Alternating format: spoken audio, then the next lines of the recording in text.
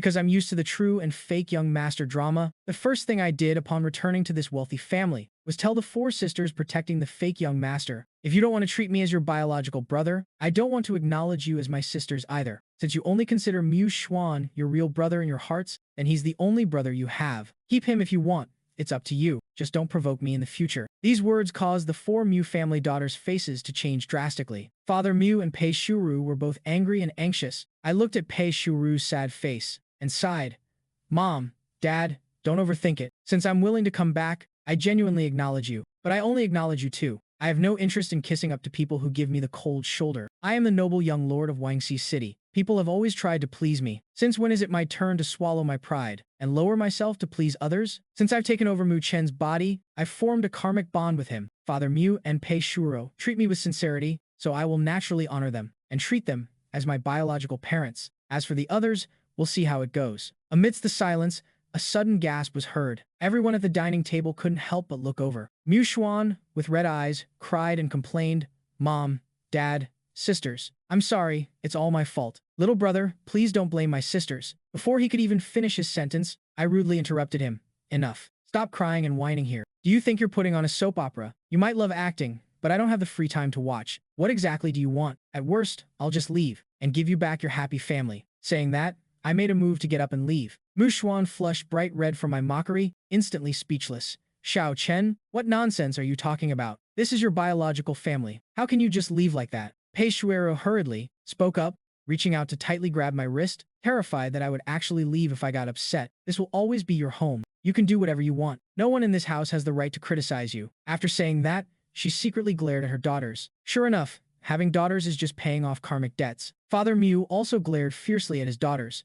That's right. You are the master of this house. Whoever has a problem with you can pack up and get out. From now on, just do whatever makes you comfortable. Let's see who dares to have the slightest objection against you. I was very satisfied with Mr. and Mrs. Mu's attitude. At least this couple had their heads on straight. If they were foolish and confused, insisting on wronging their biological son to favor their adopted one, then my attitude towards them would be mediocre at best. Mu Xuan felt awkward, wronged, and heartbroken. He wished he could disappear from here immediately, but he simply didn't have the guts. He was no longer the young master of the Mu family. Now, he was just an adopted son, living under someone else's roof. Thinking of this made him feel even worse. Pei Shuro looked at Mu Xuan and softly comforted him. Xiao Xuan, stop crying here. Didn't we already talk about this? Xiao Chen is Xiao Chen, and you are you. There's no conflict between you two. Just stay at home with peace of mind. Mu Xuan was still sobbing continuously. I just feel so sorry for my little brother. I paused with a bite of food in my mouth. Are you ever going to stop? You keep saying you feel sorry for me, but I don't see you volunteering to leave the Mu family. Since you've chosen to stay, stop putting on that pitiful face. It's really disgusting to look at. Also,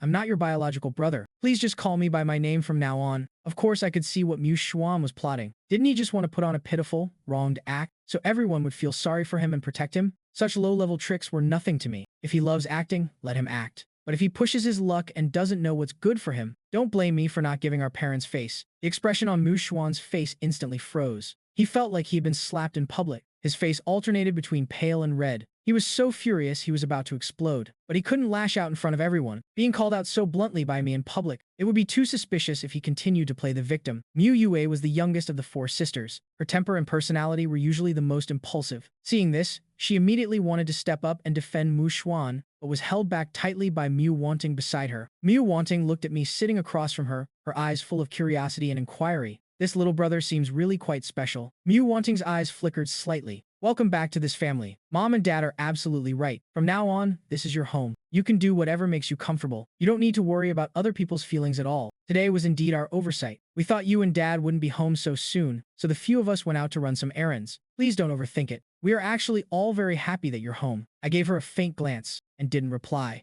Seeing his eldest daughter take the initiative to express her stance, the expression on Father Mu's face finally showed some satisfaction. He turned and ordered the servants nearby to continue serving the dishes. Today, they had instructed the kitchen to prepare a grand feast with all kinds of flavors simply because they didn't know what I liked to eat. By the way, Dad, where did Xiao Chen live before? Where is his previous family? How should we handle those relationships in the future? Mu Wanting suddenly remembered something and asked casually. After asking, she noticed Father Mu's face change slightly. Mu Wanting's heart stirred.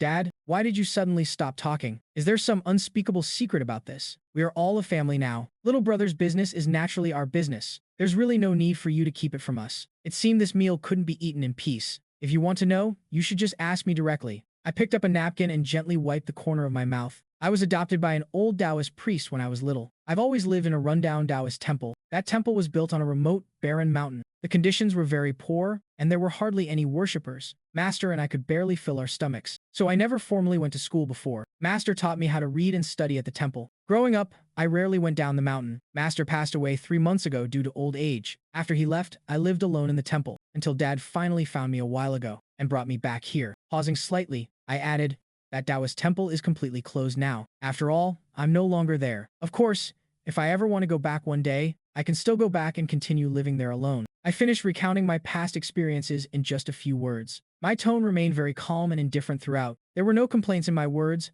not a hint of crying, and certainly no blaming of fate. But Pei Shuru and Father Mu felt their hearts ache listening to this. The couple couldn't help but get red-rimmed eyes. The 4 Mu sisters were also stunned, their feelings complicated. They hadn't expected that while they were unaware, their biological brother, who should have been the noble young master of the Mu family, hampered by the whole family, had lived like this. Even Yue couldn't help but feel a bit guilty, realizing her attitude just now was indeed too much. Seeing this, Mu Xuan cursed inwardly. He was convinced that I was a deeply scheming person. What I just said was clearly intentional, acting pitiful to win everyone's sympathy. He reflexively wanted to apologize again, but suddenly remembered my attitude just now. The words reached his lips but were swallowed back down. He changed his phrasing, changing to what he thought was a smart approach. Xiao Chen, now that you're home, your life will definitely get better and better. You must not be used to things since you just got back. If there's anything you're unfamiliar with or don't understand, you can come to me anytime. I will definitely do my best to help you. If you don't mind, and are willing, I can take you out for a walk to help you get familiar with the environment here as soon as possible. Oh, alright then, thank you. Pei Shuru tightly held my hand and echoed his words, her eyes showing deep heartache and guilt. Mom, I'm fine. Master and I had a pretty good life before. Although the living conditions were indeed a bit tough, the Taoist temple was very quiet and comfortable. Master loved me very much. Growing up, I actually lived a very happy life. What I just said wasn't a lie. The real Mu Chen did live a very happy life before. For so many years, although the living conditions at the temple weren't great, his master always loved him dearly and did everything possible to give him the best. Plus, there were hardly any people at the temple, so the social relationships around him were very simple and pure. He lived a carefree life every day. When he was lonely as a child, he would go to the back mountain to play with the animals. He could have a great time playing alone in the mountains. His days were carefree and without worries. Mu Chen once said he never felt bitter. To him, the real bitterness was when his master became critically ill, beyond cure. His master was his only family in this world, his ultimate emotional and spiritual anchor, and it was the first time he tasted the pain of parting by death. After his master passed away, he stayed alone in the temple. He didn't even have anyone to confide in. Every day was lonely and desolate. Half a month before Father Mu found him, Mu Chen went to the back mountain to gather firewood and accidentally fell off a cliff. He was the only one on that remote, barren mountain. No one knew about his fall, and so, he died quietly. After death, his soul went straight to Wangzi City, and I happened to return to the city to handle daily affairs. When I saw Mu Chen's soul, I noticed his fate was peculiar. According to his birth chart and physiognomy, he was supposed to have a life of great wealth and smooth sailing. It was an extremely rare fate of both fortune and longevity in this world. This kind of fate is usually a blessing accumulated from good deeds, but he ended up in Wangxi City. This proved that he had suffered an unnatural death out there. The fate that should have belonged to him was artificially altered. Coincidentally, there was some big trouble in Wangxi City recently, and I needed to make a trip to the mortal realm myself. So I took the initiative to find him and made a fair trade. I borrowed Mu Chen's identity in the human world to handle my business, and we both got what we needed. That's how I ended up experiencing all this in the Mu family today. They definitely wouldn't believe what I just said, especially Father Mu and Pei Shuaru. They felt even more that their biological son was a considerate, kind-hearted child. They thought, I said all that just to comfort them. In their hearts, they were aching for their pitiful biological son. He was clearly born to be a wealthy young master, yet he was left wandering outside, suffering for over a decade for nothing. They swore to themselves that they would double their compensation to their biological son in the future. The atmosphere at the dining table became heavy because of my words. Everyone harbored their own complicated thoughts. The four Mu sisters didn't try to pick any more fights. They all silently lowered their heads and ate quietly. Father Mu and Pei Shuru's hearts were entirely focused on me. They would gently ask from time to time if the food suited my taste. Xiao Chen, which dish do you like best? Do you want mom to serve you some hot soup? They took care of me in every possible way. Sitting to the side, Mu Xuan was filled with unconcealed disappointment. Seeing this, Mu Yue tried to say something several times, but when her gaze swept over me, her biological brother, she suddenly remembered the words I had just said. The words that reached her lips were involuntarily swallowed back. I just focused on tasting the delicious food on the table. This scene fell into the eyes of the Mu family and took on a different meaning. Peijuru looked at me with teary eyes, her heart aching beyond measure. One look and she knew that when her son was on the mountain, he rarely had the chance to eat such a lavish and delicious meal.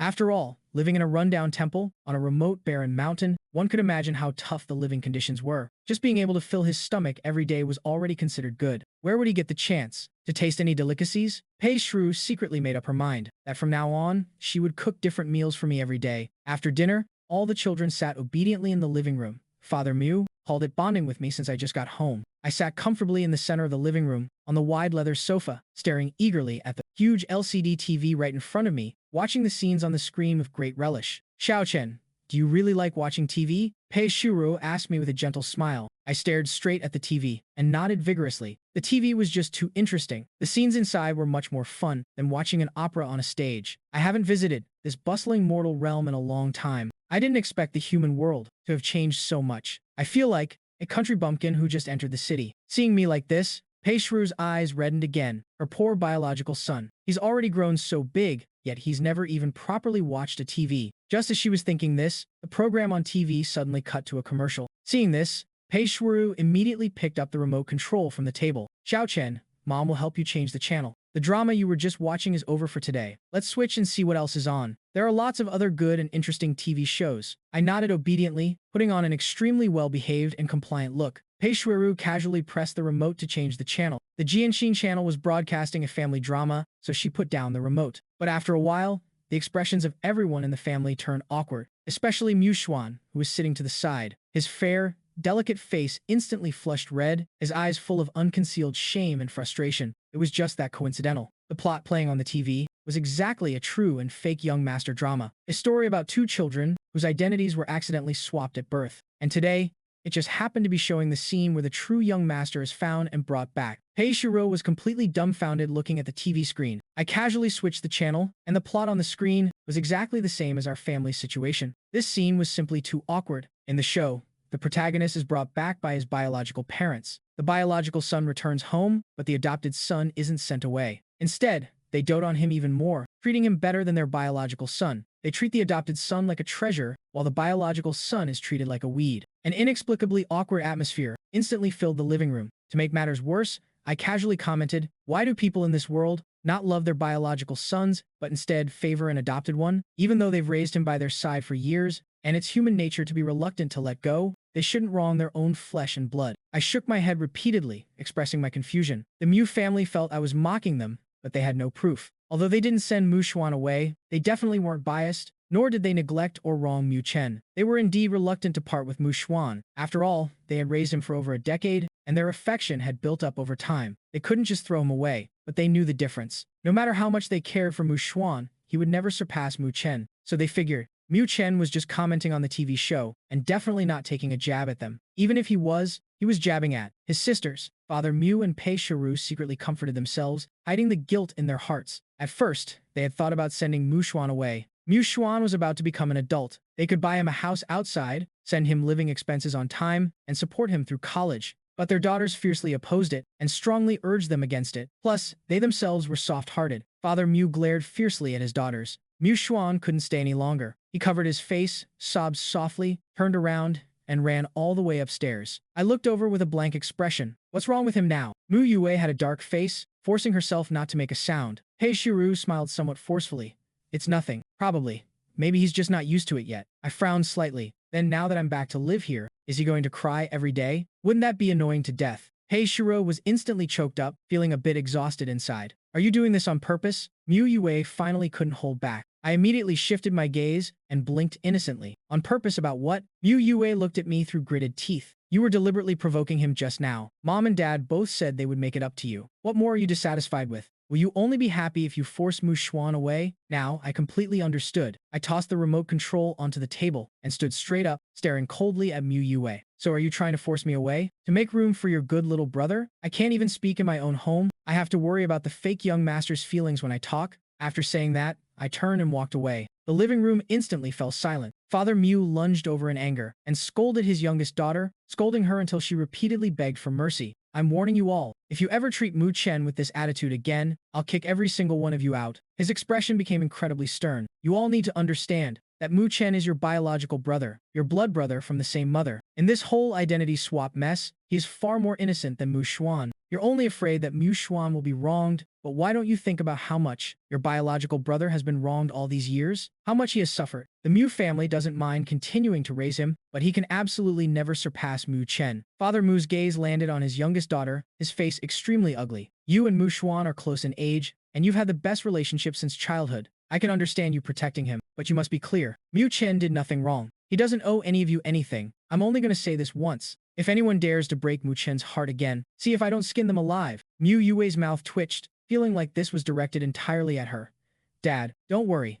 We know our limits." Mu Wanting spoke up, explaining today's incident again. "We thought you wouldn't arrive so soon, which is why we agreed to go watch his competition. If we had known you'd be back early, I definitely wouldn't have gone." Mu Rulan and Mu Yachi nodded. These two were twin sisters. Father Mu and Pei Shuero went upstairs with dark faces, leaving the four sisters looking at each other in the living room. "Eldest sister, don't you think? Our brother is a bit." Mu Ruolan paused, taking a long time to come up with a suitable word to describe their newly returned brother. "Special. His personality is quite special." Mu Wanting recalled tonight's events and nodded in deep agreement. "He's someone who refuses to take a loss. His mouth can choke a person to death, but he doesn't seem to be doing it on purpose. He's not intentionally trying to provoke anyone. He just says whatever is on his mind. He just doesn't know how to be tactful. His personality is a bit too straightforward." She then thought of the other brother's behavior, and her brows couldn't help but furrow. Mu Xuan is indeed too sensitive. If he keeps acting like this, and doesn't adjust his mindset in time, he'll be the one suffering and taking losses. Just like Dad said, even if we've lived with him for over a decade and have deep feelings for him, we can't wrong our biological brother for his sake time and time again. So his mindset has to change. Mu Wanting turned to look at Mu Yue. "You have the deepest bond with Mu Xuan, and you're the closest in age. Talk to him properly and guide him. Tell him to stop overthinking. Now that Mu Chen is back,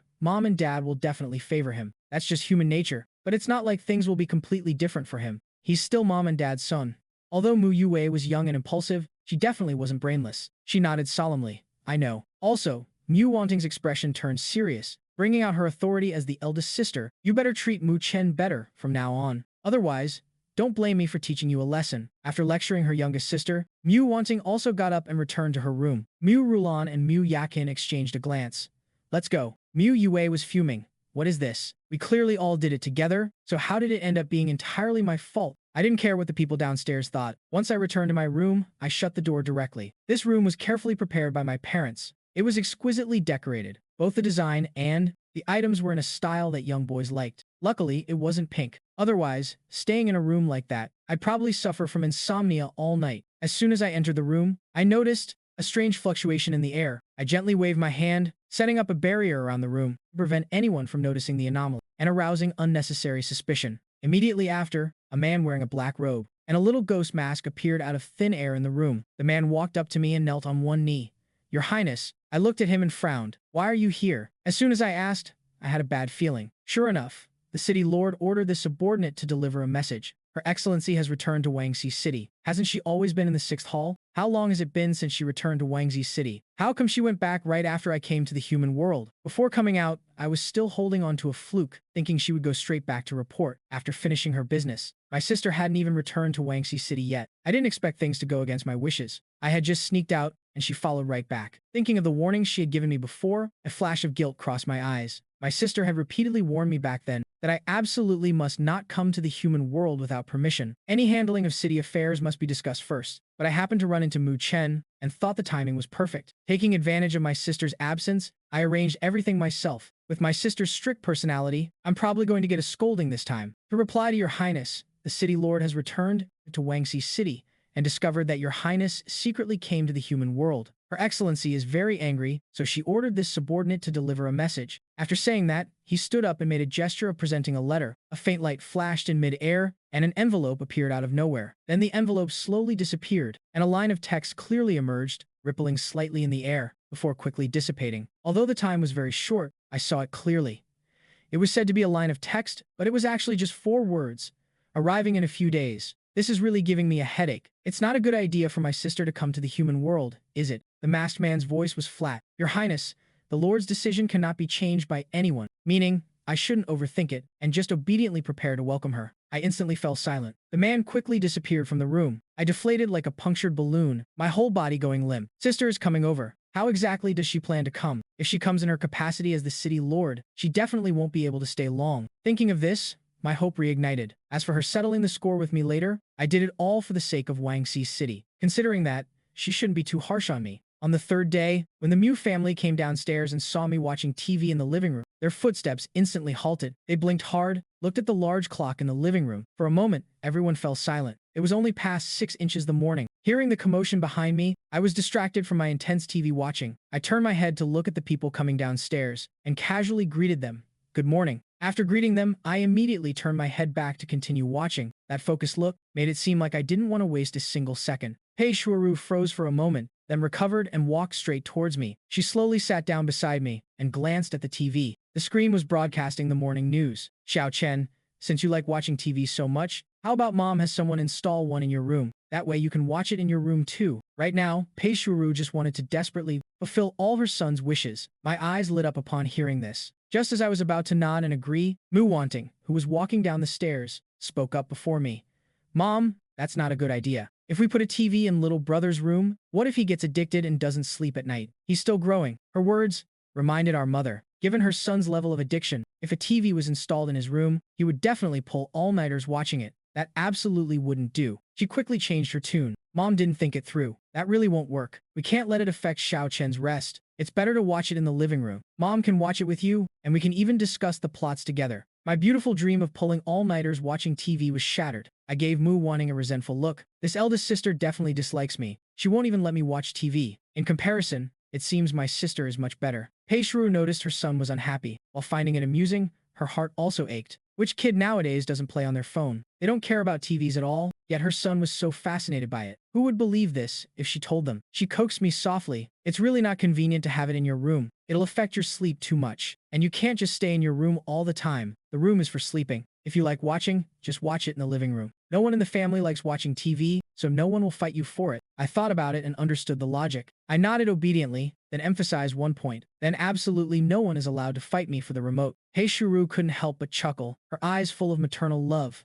All right. The TV in the house is all yours. If anyone dares to fight you for the channel, I'll help you beat them up. After saying that, she pointedly glared at her daughters who were walking downstairs one after another. Mu Wanting's mouth twitched slightly. How long has it been since she last watched TV? How could she possibly fight her little brother for it? If anyone was going to fight for it, it would be the fourth sister. Mu Wanting glanced at her fourth sister. Mu Yue instantly reacted like a cat whose tail got stepped on. Eldest sister, why are you staring at me? Do you think I'd fight him for the channel? She wasn't that childish. As she jumped up to defend herself, me sitting in the living room, Pei Shueru, the other three Mu sisters, Mu Xuan who had just come downstairs, and Father Mu all looked at her with varying expressions. I slowly added a jab. Even if you wanted to fight me for it, you'd have to see if you have the ability. Pei Shiru immediately yelled at her youngest daughter, you are not allowed to fight Xiao Chen for the TV from now on. Hear me?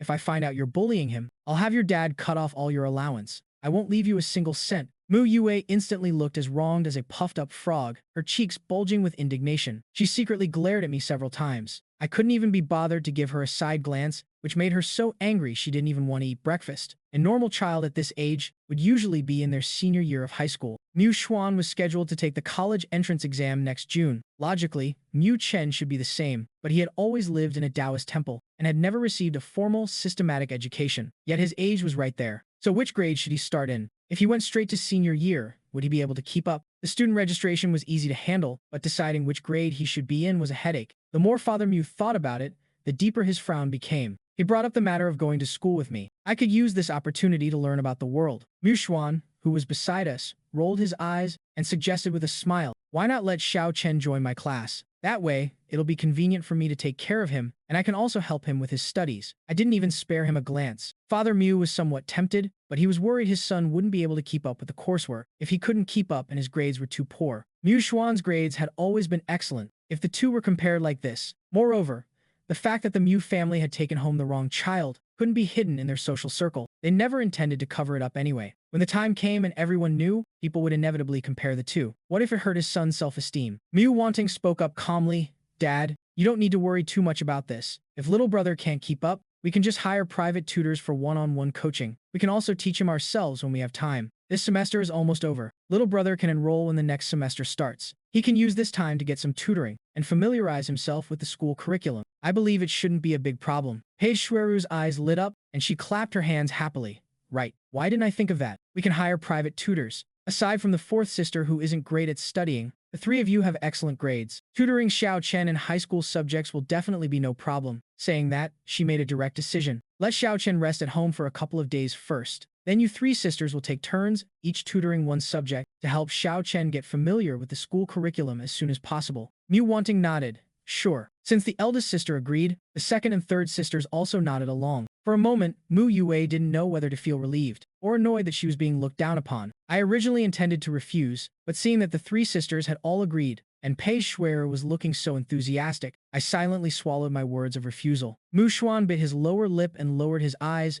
hiding the deep sense of grievance in them. The fact that the Mu family raised the wrong child was no longer a secret in their circle. The parents never thought of hiding it. The two had even planned long ago that once I got used to the environment, they would host a banquet and invite the elites in their circle to attend, officially restoring my identity. This was to prevent me from being mocked and wronged when I went out in the future. Although I didn't really like such occasions, I understood it was a necessary process. Otherwise, outsiders would definitely make wild guesses, thinking that I, the true young master, was unwelcome or even suppressed by Mu Xuan, the fake young master. Once I had somewhat adapted to the new environment, Pei Shuru couldn't wait to drag me to the big mall for a crazy shopping spree. Except for the eldest sister and father who had to work, everyone else was dragged out to accompany me shopping. Only Mu Xuan was left behind. Mu Yue sat in the passenger seat, puffing her cheeks in anger, occasionally glaring at me through the rearview mirror. I couldn't even be bothered to lift my eyelids. I could figure out what she was mad about with my toes. Mu Xuan didn't want to come along himself. Did she expect me to beg him? Arriving at the mall's parking lot, Mu Yue rushed to park the car. Mu Rulan and Mu Yakin accompanied our mother and me as we walked through the mall entrance,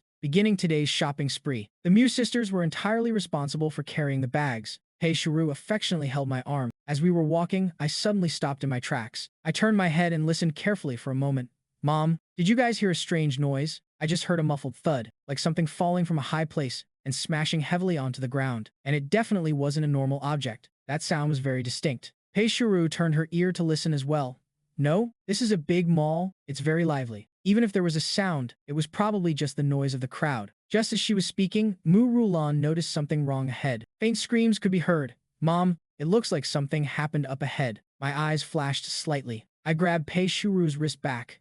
Mom, let's go take a look. Before anyone could stop me, I'd already pulled my mother and ran quickly, squeezing towards the direction of the incident. The sisters were left looking at each other in place. Why is he so nosy? Mu Yue muttered as she hurried over after parking the car. Muru Alan gave her a flat look. If Mom hears you, you'll definitely get scolded again. Mu Yue rolled her eyes speechlessly. Let's hurry up and follow them. If there really is some trouble, Mom and little brother might be in danger, Mu Yakin said calmly, stepping forward to follow. Mu Rulan also quickly followed. Mu Yue walked unhurriedly at the back. Pei Shuru was pulled into a jog by her son and soon arrived at the gathered crowd. Watching her son push his way into the crowd, her mouth couldn't help but twitch. She really couldn't tell. Zhao Chen usually looked so cold and indifferent, but he was actually such a nosy kid. Oh my, he looks even cuter now, doesn't he? But when Pei Shuru saw the scene ahead clearly, her face instantly turned pale. She let out a terrified gasp and instinctively shielded me behind her. Feeling that wasn't safe enough, she quickly turned around and covered my eyes, preventing me from seeing the horrifying scene before us. A severe accident had occurred in the mall. I really just wanted to see what happened. Why did she cover my eyes? I'm someone from the underworld. I can tell how this person died with a single glance. If it really was an unjust death, wouldn't they have to go to my Wangxi city? Wouldn't they become one of my subordinates? Right now, Wangxi city is really getting overcrowded. Mom, I'm not a kid anymore. I'm not scared. I gently pulled Pei Zhuru's hands down and said incredibly calmly. Pei Shuru rolled her eyes at me in annoyance. How are you not a kid? You haven't even had your birthday yet. This was a real miscalculation. I, a dignified 1,000-year-old ghost, am now being treated like a child. Mu Rulan caught up and also stood in front of me. I helplessly rubbed my forehead. The mall security came out immediately to handle the situation. They also called the police right away, called for an ambulance, and began evacuating the dense crowd of onlookers. Pei Shuru wasn't going to let me be nosy. She forcefully pulled me away to leave quickly. Affected by this incident, Pei Shuru felt she had bought enough things and wanted to head home first. We could always come back to shop another day. It was truly bad luck to encounter such a fatal incident. Mom, you guys go wait for me in the car first. I'm going to the hallway to get some fresh air. Pei Shuru wanted to accompany me, but I firmly refused. I'm not a 3-year-old toddler who needs a parent's close supervision just to get some air. I followed the signs to the corridor. As I stood by the window in the hallway, a young man walked by. He was startled when he saw me standing by the window, then lowered his head and hurried past. I stared fixedly at his back. My nostrils flared slightly. As I gently sniffed the air, I smelled a trace of death. I deliberately dawdled by the window, and that man soon returned. He froze for a moment when he saw I was still standing by the window, seemingly not expecting me to still be there. Seeing me still standing by the window, he froze for a second. It seemed he didn't expect me to still be here. I took my time, waiting for him to approach. I took another careful sniff, and confirmed that it was indeed coming from him. I smelled the scent of death. Even though the scent was faint, I couldn't help but give him a deep look. "What are you looking at? Never seen a handsome guy before." He noticed my gaze immediately. Like I had stepped on his tail, he snapped at me right away. Then he hurried off, his steps frantic and panicked. No matter how you looked at it, his retreating figure screamed guilt and panic. If a person's life is coming to an end, they would carry a heavy aura of death. That man just now clearly wasn't like that. Then there are only two possibilities. Either he caught it from someone else, or he killed someone with his own hands. The former has too many variables to be certain, but the latter is much simpler and clearer. I couldn't help but think of what happened in the mall just now. That young girl who fell from the upper floor. I calmly clapped my hands and turned to leave. Pei Shiru was waiting in the car, burning with anxiety. Having just experienced such a horrifying event, she couldn't shake off an ominous premonition. She was terrified that her newly found son would get into an accident. It wasn't until they returned home safely that her hanging heart finally settled. She quickly put the mall incident to the back of her mind, bustling about to organize the things they had bought. Otherwise, I would have just sprawled on the couch as soon as I got home, turned on the TV, and continued watching with relish. I've practically become a hardcore couch potato. Mu Ruolin and Mu Yakin went back to their rooms to study. Both sisters are top-tier scholars. They'll be seniors in college next year, so their academic workload has become incredibly heavy. Mu Yue is the most idle one. She plopped down carelessly on the living room sofa. Watching Mom busy upstairs, she couldn't hold back her sharp tongue and couldn't help but mock, "Country bumpkin. What's so good about TV? You've really never seen the world." My eyes were glued to the TV screen. Hearing her words, I nodded and admitted with absolute candor, "Yeah, I grew up in a Taoist temple deep in the mountains. Of course, I haven't seen the world. I am the Prince of Wangzixing. After my sister dumped all the affairs on me, I've been so busy my feet barely touched the ground. I really didn't have time to pay attention to the trivial matters of the mortal realm. I only knew the general gist of things. But now that I've taken over Mu Chen's identity, I have to hurry up and understand this world. I figured watching TV is the fastest way. You can know everything happening in the world without leaving the house. How convenient and hassle-free." Mu Yue choked hard on her words. "You're definitely doing this on purpose, aren't you? Bringing this up on purpose to make us feel guilty. You want us to feel like we owe you. That way, your position in this family will be secure." Mu Yue kept chattering away on the side. I spared her a disdainful glance, looking at her like she was an idiot. Catching a glimpse of a figure coming downstairs from the corner of my eye, I loudly complained without a shred of guilt, "Mom, Mu Yue is scolding me again. She called me a country bumpkin. She even said I'm purposely making you guys feel guilty, trying to make you feel like you owe me. She hates the sight of me so much. Is she trying to force me out of this house?" Mu Yue's eyes widened drastically. She almost coughed up a mouthful of blood. Before she could even react, her ear was forcefully pinched. "Calm down, Mom, calm down. Don't listen to his nonsense." I absolutely did not. Mu Yue grimaced in pain, but didn't forget to loudly defend herself. I pointed my finger right at her nose, puffing my cheeks in anger, with just the right amount of grievance on my face. She said it herself. She said, "I'm a country bumpkin, and that I've never even seen a TV. I already explained it. I grew up in a Taoist temple deep in the mountains, so it's normal that I haven't seen the world." And then she started scolding me. Mu Yue opened her mouth to retort, but she really did say those things. "But he didn't mean that at all. I think you're just itching for a beating. Get over here. Let's see how I deal with you today. Stop bothering your brother while he's watching TV." Pei Shiru wasn't soft-hearted at all this time. She forcefully grabbed her ear and pulled her aside, determined to teach this wretched girl a good lesson. She really didn't know what was wrong with this child. She clearly doted on Mu Xuan so much, spoiling him like some rare treasure. So why was she targeting Mu Chen at every turn the moment he came back? Mu Chen was her actual biological brother. They shared the exact same blood. To be so clueless about what truly matters. It seems she hadn't been disciplined enough. I coldly watched Mu Yue crying out in pain, without a single ounce of sympathy in my heart. I even shot her an incredibly smug look, which made Mu Yue so mad she almost ascended to heaven on the spot. I finally understood it completely. Out of the 4 daughters in the Mu family, Mu Yue was definitely the most brain-dead, hopelessly stupid. My attention returned to the TV screen, staring intently at the news channel, as if anxiously waiting for something. Just as expected, the local station broadcasted the incident at the mall. Around 11 a.m. today, a falling incident occurred at the Four Seasons Mall downtown. A young woman suffered severe injuries in a sudden accident at the mall, and unfortunately passed away after rescue efforts failed. The exact cause of the fall is still under police investigation. She really died. I slightly furrowed my brows, couldn't help but think of the guy I bumped into in the hallway. He was around the same age, looking extremely panicked and guilty. The key point was that he reeked of death. Could that man be connected to the deceased? Was the girl's fall really an accidental slip, a suicide, or was she murdered? I was itching to go to the scene right away to investigate, to see if her time was truly up or if she died with grievances. But I had just returned to the Mew family, and I wasn't familiar with this city at all. Going out alone would be harder than climbing to heaven. Thinking of this, I had no choice but to put the thought to rest for now. After watching the news broadcast, I slowly stood up and casually walked over to the other side. Feigning kindness, I tried to persuade her, "Mom, just stop scolding her." Actually, what she said just now wasn't wrong. Before I could even finish my sentence, Mew Yue roared with a belly full of resentment. "I don't need your fake kindness." Well, she just poked the hornet's nest. Pei Shuru, who had almost calmed down, felt her anger flare right back up. "Mew Chen, ignore this wretched girl. She's got thick skin. Even if I break the feather duster on her, she'll be fine. Mom stewed some supplements for you in the kitchen. Go check if it's ready." Pei Shuru was completely biased toward her son. I shot Mew Yue a look full of sympathy, then turned around and briskly headed to the kitchen for food. Mew Yue felt I was purely gloating and glared viciously at my back, only to be caught red-handed by Pei Shuru. Mu Yuvai, today.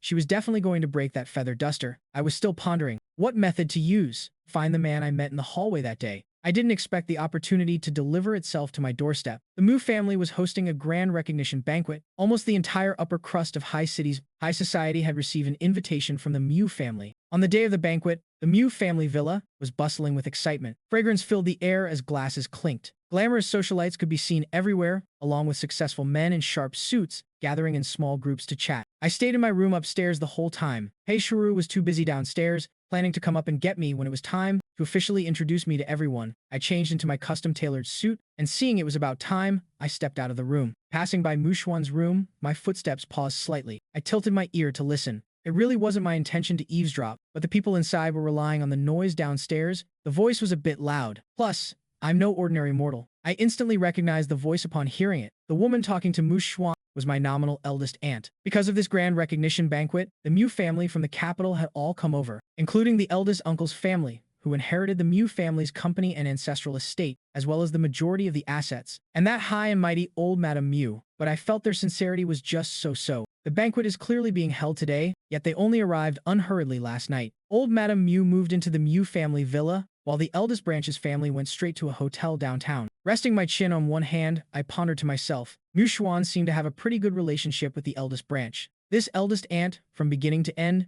only gave me an extremely dismissive glance and casually brushed me off with a few polite words. Just as I was thinking, the sound of footsteps came from inside. I quickly retreated back into my room. After waiting for the two of them to leave the room and go downstairs, I opened my door again and stepped out. Pei Shuero happened to be coming upstairs to look for me. Seeing me all dressed up, she immediately smiled, her eyes full of affection and amazement. "Little Chen looks so handsome tonight." That statement wasn't false at all. Pei Shuru figured it was probably due to my cultivation, having little connection with worldly troubles, and being detached from the mundane, that cultivated this clean and pure aura. The more she looked, the more she liked it. The more she looked, the more she adored me. She secretly swore in her heart that she would do everything in her power to protect her son from now on, to let him forever maintain his current state and let him be carefree for the rest of his life. "It's about time. Let Mom take you downstairs." After taking a couple of steps, I asked, pretending to be casual, "Shouldn't we call Mu Xuan to join us?" "No need.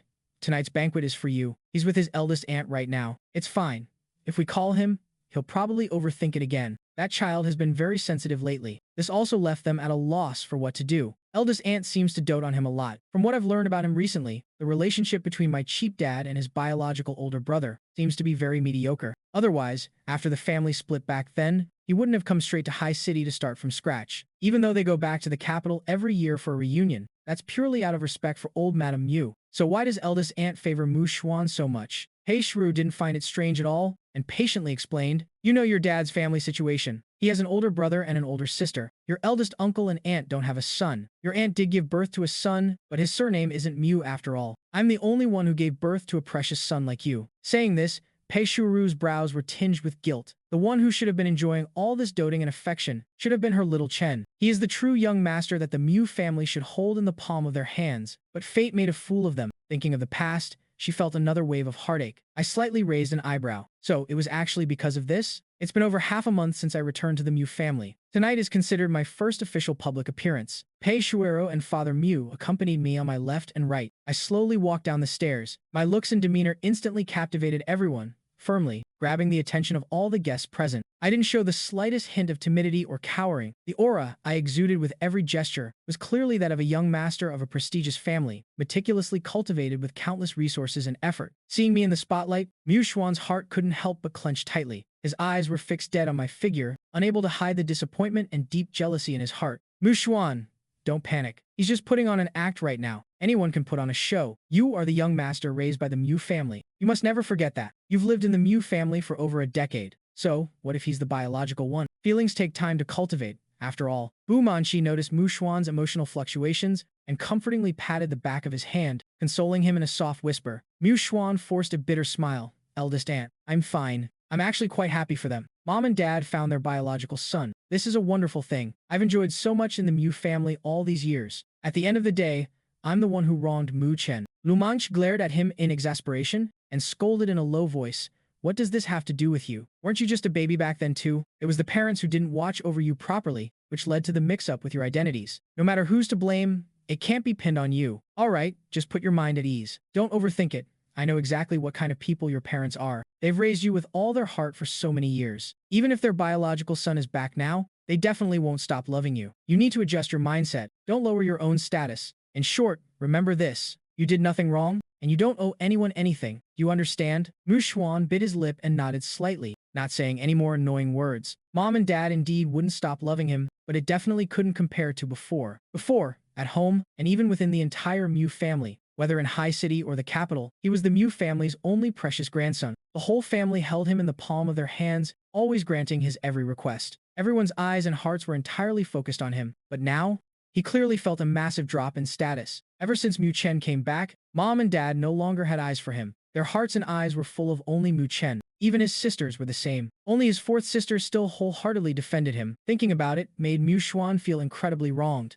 Everything that originally belonged entirely to him now had to be forcefully split, giving away more than half. Who could endure such a drastic change? While he was spacing out, Father Mew and Pei Shiro had already grandly introduced me to the guests, making no secret of their value and love for me. Even the four Mew sisters stood beside their parents. This scene, falling into the eyes of the crowd, naturally carried a completely different implication. Mu Xuan, the Mew family is going too far, aren't they? Their whole family is over there acting all lovey-dovey. Why did they have to leave you out? Lu Manchi had gone off to socialize. The wealthy young masters who usually hung out with Mu Xuan gathered around him, feeling indignant on his behalf. Don't talk nonsense. Tonight is Mu Chen's home ground. This banquet was specially held for him. He is the undisputed main character. What would it look like if I squeezed in there? It wasn't that Father Mew and Pei Shiro intentionally left him out. Before this, Pei Shiro had also suggested that Mu Xuan go up on stage with them, but Mu Xuan had resolutely refused. He insisted that Mu Chen was the true young master, and since this banquet was specifically for Mu Chen, he really shouldn't be standing up there. His words sounded incredibly reasonable and understanding. Pei Shiru thought about it and felt that having him stand to the side might not actually be a good thing for him, because doing so would inevitably invite comparisons, which would only make his situation more awkward. So, the matter was dropped. But even though it was dropped, Mu Xuan still felt wrong deep down. Even though he said that just now, his tone couldn't hide his disappointment. This made his friends even more outraged for him. Mu Xuan,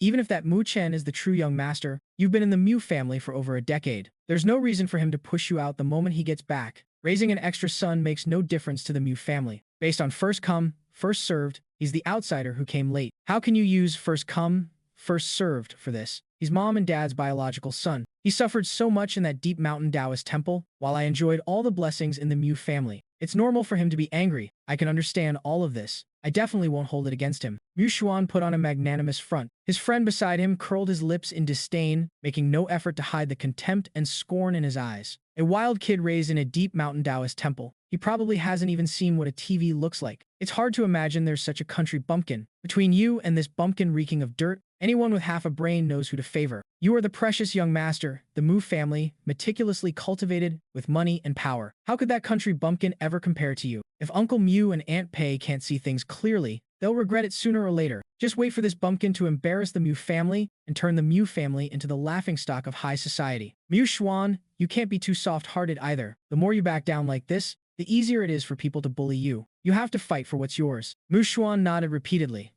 I know. Don't worry. guys. No one is bullying me at home. Fourth, sister is still as good to me as before. Words that seemed comforting were actually sowing discord, saying only Mu Yue treated him the same as before. Wasn't that just a roundabout way of saying that the other three sisters weren't treating him as well as they used to? Did they stop caring? Now that they have a biological brother, do they not want their adopted brother anymore? Mu Xuan knew when to stop and didn't say anymore. It wasn't that he really wanted to do anything bad. It's just that seeing Mu Chen steal the spotlight earlier, he suddenly worried that Mu Chen would quickly blend into their circle and snatch away all the glory that belonged to him. So he thought he'd plant some seeds of doubt in his friends' minds first. Word spreads from 1 to 10, 10 to 100. Even if it couldn't really stop anything, at least it would have some effect, right? Just as they were talking, the group saw the absolute main character of tonight, which was me, walking towards them. Their expressions changed slightly, but they quickly forced themselves to calm down. They comforted themselves, thinking I hadn't heard what they just said. What's there to be afraid of? What's there to feel guilty about? Mu Xuan was actually feeling a bit guilty inside, so he didn't notice that one of his good friends beside him, upon seeing me, turned pale with fright. He quickly lowered his eyes, his hands unconsciously twisting together tightly, then quickly releasing as if electrocuted. Feigning natural composure, Mu Xuan said, "You look really handsome tonight." Mu Xuan praised me with a gentle smile. I gave a slight nod. Isn't it a given that I look handsome? Speaking of which, it really is some kind of wonderful fate. His own appearance actually bears some resemblance to mine. When I saw Mu Chen's soul in Wang Zixing, even I couldn't help but be a little surprised. I didn't expect this newly arrived unlucky ghost to actually look somewhat like me. Later, I thought about it carefully. This is probably destined fate. I accepted the compliment with an extremely calm demeanor, my gaze falling on the man beside Mu Xuan. And this is? Mu Xuan seemed a bit surprised. He glanced at his friend and introduced him. This is my good friend, Jiang Yan. He's the young master of the Jiang family. Mu Xuan and Jiang Yan had known each other the longest. The two had been inseparable friends since elementary school, accompanying each other all the way to the present. So, it's young Master Jiang. I deliberately dragged out the last syllable, my tone carrying a hint of profound meaning. Mu Xuan looked at the two of us with a strange expression and asked in confusion, "Little Chen, do you know Jiang Yan?" Before I could even open my mouth to answer, Jiang Yan impatiently denied it. "No, we don't know each other at all," but he was acting way too anxious. It made him look extremely abnormal and suspicious instead. The smile on my face grew even more meaningful. "Ah, we really don't know each other. We just bumped into each other in the mall corridor a few days ago." At that time, I deliberately dragged out my voice. Before I could finish my sentence, Jiang Yan hurriedly interrupted me. I suddenly remembered I have an urgent matter to handle. I'll take my leave first. I'll catch up with you guys another day. After saying that, he turned and fled without waiting for Mu Xuan to respond. No matter how you looked at it, his retreating figure looked like he was fleeing in panic. I had intentionally come over to test him out. I didn't expect Jiang Yan's psychological fortitude to be this poor. Doesn't this clearly tell me that there's definitely a problem here? If there wasn't a problem, what was he panicking about? Thinking of this, I couldn't help but let my gaze fall on Mu Xuan. Mu Xuan stiffened all over under my stare. He inexplicably felt a wave of nervous awkwardness and stammered, "What is wrong with your friend?" I spoke at a sluggish pace, as if deliberately keeping Mu Xuan in suspense. "Mu Chen, if Jiang Yan ever offended you, please don't hold it against him. He definitely didn't mean to offend you. He's actually a pretty good guy." I smiled nonchalantly. "It's fine. Since he's your good friend, then invite him over to our house as a guest another day." Mu Xuan was clearly taken aback. He opened his mouth, wanting to say something, but I didn't give him the chance to speak at all. "I think the day after tomorrow works. Invite him over to our house. I'll have the kitchen prepare in advance, make some high-end desserts to entertain him. The day after tomorrow, the eldest branch's family will have returned to the capital too." My tone wasn't discussing it with him. It was issuing a cold, hard notification. After I finished speaking, I turned and walked away, giving Mu Xuan absolutely no chance to refuse. Leaving Mu Xuan and his friends looking at each other in dismay, their heads full of question marks. It wasn't without reason that I set my sights on Jiang Yan. Aside from smelling the scent of death on him that day, there were also related news broadcasts later saying that the girl who fell at the mall that day died from an accidental fall. If it really was an accidental fall, it wouldn't be a big deal. But the problem was, I genuinely felt resentment. It was resentment coming from that girl who fell. Even though I am currently in the mortal realm, when a new member is added to the city of the vainly dead, I naturally still sense it. When Yimo got involved in a dispute and ultimately suffered an unfortunate accidental fall. But the truth was covered up by them. In this world, the number of people who die normally and abnormally every day is countless. I can't sense every person who dies with grievances. It requires triggering some sort of karmic connection. I figure it's probably because that day at the mall, I happened to be at the scene of the incident and had close contact with the deceased. That's why I acutely sensed her resentment. The city of the vainly dead is the resting place for those who die unexpectedly. People who die normally go through the standard procedures, and the underworld judges based on their life to determine where they should go next. Most people reincarnate, a few ascend to heaven due to their merit, and a portion is sent to the city of the vainly dead until their original destined lifespan ends.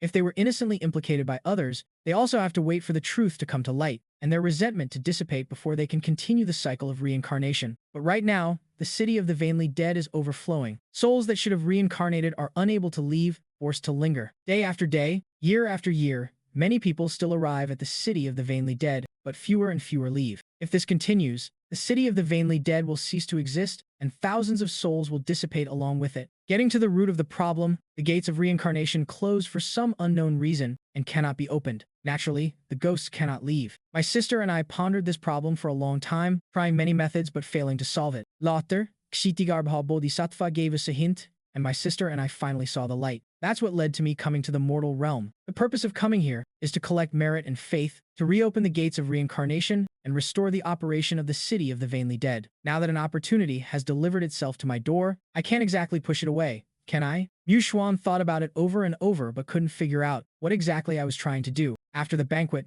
he told Pei Zhuru about this. He originally thought that with how much Pei Zhuru cared about me now, she might refuse. Unexpectedly, she happily agreed. With Pei Zhuru, he had no way out. When he ran into Mu Yue, her eyes flickered. She greeted him as usual, but looked like she had something to say but was holding back. Anyone with eyes could see she wanted to say something, let alone Mu Yue, who cared about him. Originally, Mu Yue wanted to avoid him. She was feeling a bit guilty. Regarding tonight's events, she felt Mu Xuan had been wronged, but there was nothing she could do. Mu Xuan grew up with her and had been spoiled by them for over a decade. But Mu Chen was also her biological brother. The palms and the backs of the hands are all flesh. If she had to make Mu Chen suffer grievances just to keep Mu Xuan from feeling wronged, that definitely wouldn't work. If she dared to do that, Mom and Dad would dare to kick her out of the house. So for a moment, she didn't know how to face him and thought it would be better to avoid Mu Xuan. But seeing his troubled face, looking like he wanted to say something but was afraid to, her heart still ached for him. Mu Xuan, do you have something you want to tell fourth sister?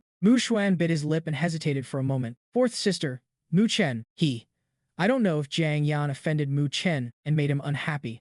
If that's really the case, then I'm willing to apologize on Jiang Yan's behalf. But Mu Chen, he asked me to invite Jiang Yan over to the house. Fourth sister, do you think Mu Chen is trying to cause trouble? Mu Yue frowned tightly, clearly also finding my actions strange. After thinking for a moment, she said, "It's fine. I'm free anyway. When the time comes, I'll stay at home. I won't let him mess around." Mu Xuan fell silent for a moment. Could we just forget it? Mu Chen is also my brother, and Jiang Yan is my good friend. I don't want the two of them to have any conflicts. Mu Yue scratched her head. Mu Xuan, you know the situation at home right now. If he wants to invite your friend over as a guest, Mom and Dad will definitely agree. Not only will they agree, they'll be very happy about it. So there's absolutely no reason to refuse. If she brought it up and said no, she'd definitely get laughed at by her mom again. Seeing Mu Xuan's disappointed face, Mu Yue patted her chest and promised, "Don't worry, I'll keep an eye on him then. I absolutely won't let him bully Jiang Yan." With things said to this point, Mu Xuan had no other choice. The reason he wanted to stop it was also because he felt an inexplicable sense of unease in his heart. He still trusted his intuition quite a bit, but since he couldn't stop it, he could only think of other ways. Overall,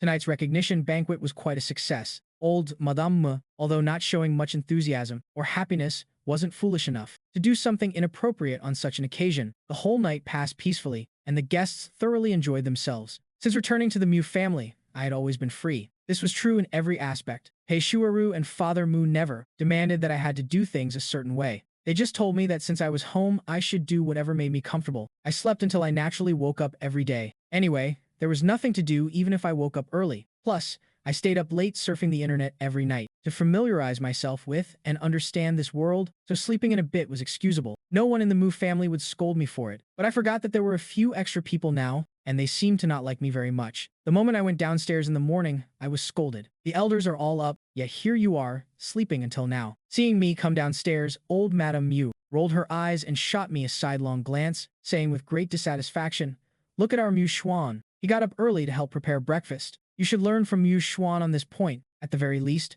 show some filial piety to your elders." Hearing this, Pei Shuru became unhappy. "Mom, there's nothing in the house that needs helping with. The kids can sleep as long as they want. Besides, it's not even late right now. Little Four isn't even up yet. Furthermore, having filial piety isn't determined by how early or late you wake up." Pei Shuru instinctively defended her son, not realizing that by defending him like this, her words ended up hurting Mu Xuan's feelings. Wasn't this implying that he deliberately woke up early to make breakfast just to curry favor with everyone? I remained unmoved, gracefully taking a seat and looking at Mushuan with a look of sudden realization. I've been back for quite a while now, but I don't think I've ever eaten the breakfast you prepared. Did you prepare too little, and everyone finished it without leaving any for me? I see you waking up later than me every day. So you actually wake up first to make breakfast, and then go back to sleep? Mushuan's face flushed red with embarrassment. After I came back, he felt uncomfortable, and out of awkwardness, tried his best to avoid me. So he always woke up very late. Plus, it was the holidays. Throughout the day, aside from coming down for 3 meals, he basically stayed in his room the rest of the time. As for breakfast, the house had servants. He was a young master of the Mew family. How could he possibly cook often? Seeing Grandma praise you so much, the breakfast you make must be really delicious. I want to try it tomorrow, I said with a smile, not forcing Mushuan to make breakfast, but the implication in my words was self-evident. Old Madame Mew became even more displeased. The house has servants. Why are you ordering Mushuan around? I looked at her in confusion. How is this ordering him around? He keeps saying he's my older brother. An older brother making breakfast for his younger brother? What's the problem with that? Besides, I'm just trying to show Grandma some filial piety by doing this. Everyone at the dining table, except for Pei Shuru, had a look that said they were listening to me spout nonsense. My expression was completely serious. Cooking skills are honed through practice. Without practice, where do good cooking skills come from? Preparing breakfast for Grandma. What if his cooking is bad and something goes wrong? Grandma is so old, her body can't handle being tossed about. Saying this, I sighed again, putting on a selfless look. I'm different. I'm young, and I've suffered so much in the past, so I'm used to it. It's perfect for him to practice on me. Let me be his guinea pig. At this, even Pei Shiru's rose-tinted glasses shattered. Such shameless words. How did Mu Chen say them without changing his expression? Mu Xuan was almost driven to tears by my mockery. Lu Manchi frowned tightly. You, child, your personality is too stubborn. Your grandma just said one thing to you, and you talk back 10 times. Aren't you afraid of making your grandma angry? Besides, Mu Xuan's good intentions were completely twisted by you. She looked at me with disapproval. I know you have anger in your heart, feeling that Mu Xuan enjoyed so many years of blessings and took what was yours. But Mu Xuan was just a baby back then too. What could he have known? He's just as innocent as you are. Why must you target him? Mu Xuan has a gentle temperament. If he says he treats you as a younger brother, then he definitely treats you as a younger brother. Just treat it as having an extra older brother to dote on you. Isn't that good? Why do this? She shook her head, her face full of disappointment. Pei Shiru was absolutely furious inside. She forced herself to hold it in, but her expression visibly darkened. Sister-in-law, you've misunderstood. Mu Chen isn't targeting anyone. He's just too straightforward and doesn't know how to sugarcoat his words. He actually has no ill intentions. Yeah, where would I have any ill intentions? I'm not targeting him either. My attitude toward him is better than toward fourth sister. If you don't believe me, ask him. It's exactly because I know he's innocent too, that I didn't have mom and dad kick him out. Letting him stay in the Mew family as a young master, isn't that enough? I'm even moved to tears by my own kindness. I've never seen anyone as forgiving as me. The expression on my face was innocent and pure. I've already gone this far, yet Aunt still thinks I'm bullying him. Could it be you want me to give up my identity to him too? Give my biological parents to him too? I intentionally emphasized the words biological parents. Lu Manchi was severely choked by my words. What else could she say? Perhaps my expression was too genuine, so much so that Lu Manchi couldn't even figure out whether I said those words intentionally or unintentionally. Old Madame Mew was equally choked up, reflexively wanting to use her status as an elder to suppress me, but I didn't give her the chance to speak. You're also worried I'll bully Mu Xuan. I heard from mom and dad that everyone dotes on him a lot. How about this? From now on, let him live with grandma. Anyway, he's not a little kid anymore and doesn't need someone to take care of him all the time. Living with grandma will allow him to show more filial piety to grandma and make breakfast for grandma every day. I shook my head, feigning cuteness. This way, he can be filial to grandma, and you won't have to worry about him being bullied by me. Killing 2 birds with 1 stone. The entire dining table fell silent. Old Madame Mu and Lu Manchi glared at me. Pei Shiru didn't know what expression to make. As for Mu Xuan, he was naturally terrified. Mu Chen, stop talking. Grandma and aunt didn't mean that. They're just too worried about me. But I haven't suffered any grievances. Mom, dad, and my sisters treat me just as well as before. And of course, you haven't bullied me either. Don't take grandma and aunt's words to heart. If he moved to live with grandma, what would he be considered? Wouldn't his status be even more awkward? He was a son of the Mu family, and he would be for the rest of his life. He looked at the 2 elders with pleading eyes. The 2 of them truly did dote on him and forcefully swallowed their anger for his sake. The atmosphere at the dining table finally returned to normal, except everyone felt their food was a bit tasteless. Of course, this everyone did not include me. I ate with great relish, even eating an extra bowl compared to usual. The thick, rich millet porridge, paired with side dishes, was truly refreshing and appetizing. Seeing me like this, those 2 elders only felt a fire burning in their hearts. On the third day, as soon as the eldest branch and old Madame Mu left, I urged Mu Xuan to invite Jiang Yan over as a guest. Jiang Yan actually wanted to refuse, but thinking about the hallway incident, he made up his mind and came to the Mu family as agreed. Pei Shiru was very welcoming and had Mu Xuan accompany him. Meanwhile, I arrived fashionably late. The moment he saw me, the guilty Jiang Yan immediately tensed up, still thinking about how to avoid the Mu family and have a proper talk with me. But I didn't play by the rules. I tilted my chin toward Mu Yue and Mu Xuan. You guys excuse yourselves. I have something to discuss with Mr. Jiang here. Mu Xuan's face changed completely. Jiang Yan was his good friend, yet now I was asking his friend to step away. Mu Chen, what are you trying to do? If Jiang Yan offended you in some way, just clear the air. You can't invite someone over just to bully them. I shot Mu Yue a look of disgust. If you have nothing to do, use your brain more. That thing didn't grow just for decoration, and it certainly isn't just to make you look taller. Among the four sisters of the Mu family, the other three seemed quite smart and had good judgment. Why was this one so uniquely different? Mu Yue was absolutely furious. She opened her mouth, wanting to say something else, but I raised my voice and yelled, "Mom!" Mu Yue shuddered and reflexively clamped her mouth shut. Hearing the shout, Pei Shiru hurried out. Mu Chen, what's wrong? Mom, I want to take Mu Xuan's friend to the garden. Is that okay? Pei Shiru didn't find it strange at all, and instead smiled and said, go ahead. The sun is shining bright right now, don't get sunburned. Mu Xuan quickly chimed in, I'll come along too. He really wasn't at ease, always feeling that I had an ulterior motive for inviting Jiang Yan over. I wasn't about to give anyone face, directly refusing. No need, we'll be right back. You should stay here and keep her company. I glanced at Mu Yue, speaking sarcastically. She specifically stayed home to keep you company, just in case someone bullies you. After saying that, I tossed my head and walked away, not worried at all that Jiang Yan wouldn't follow. Mu Yue looked embarrassed, and in her heart, she increasingly felt that this biological brother was very scheming. Look at what he just said. Wasn't he just planting seeds of doubt in Mom's mind, hinting that she suspected he would bully Mu Xuan, which was why she stayed home? This scheming ghost. What do you want with me? Jiang Yan looked at me with guarded eyes. After asking, without waiting for me to reply, he quickly added, I don't know what you're trying to do. I didn't offend you in the hallway that day either. Is it just because I glared at you? I interrupted him. What's your relationship with the person who fell? Did you have contact with her before the incident? Or? I slowly turned around, tilted my head, my clean eyes seemingly able to see through everything. Actually,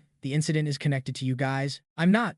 Jiang Yan's face changed drastically. He denied it in a shrill voice, but his eyes couldn't stop revealing a trace of fear and panic. Whether it's nonsense or not, you know better than anyone. That was a covered-up accident. She lost her life because she was implicated. Tell me, if I went to report this to the police. Jiang Yan's words had already revealed important information. I spread my hands. Why would I need evidence? I just need to say the word, and naturally, someone will look for the evidence. I wonder, if such a thing got out about Mr. Jiang, would your reputation be affected? Are you threatening me? Don't think I'm afraid of you just because you're a young master. Compared to Mu Xuan, what are you?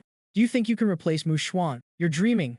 Mu Xuan has lived in the Mu family for over a decade. You can't compare to his bond with the family. I looked at him strangely. Why would I compare myself to Mu Xuan? He's an adopted son. I'm the biological son. A biological son trying to replace an adopted son? I'm not sick in the head. Also, let me correct you. I'm not threatening you. I'm reminding you. If you don't want anyone to know, don't do it in the first place. That was a living, breathing human life. Did you think closing the case meant everything was fine and dandy? After speaking meaningfully, I turned and walked away. I only wanted to ask clearly to save time. Even if I didn't say anything, once that girl's resentment grew strong enough, my identity would draw her to my door anyway. Jiang Yan didn't take my words to heart at all. Mu Xuan wanted to ask what exactly I had said that made Jiang Yan leave in such a huff and whether I had really bullied him. But looking at my expression, he felt that if he asked, I would definitely roast him so hard he'd want to find a hole to hide in. I was still wondering how long it would take for the matter to blow up, but I didn't expect it to happen so unexpectedly fast. Seeing that I was the one causing a stir online, I felt it was only natural. I had learned a lot from watching TV every day.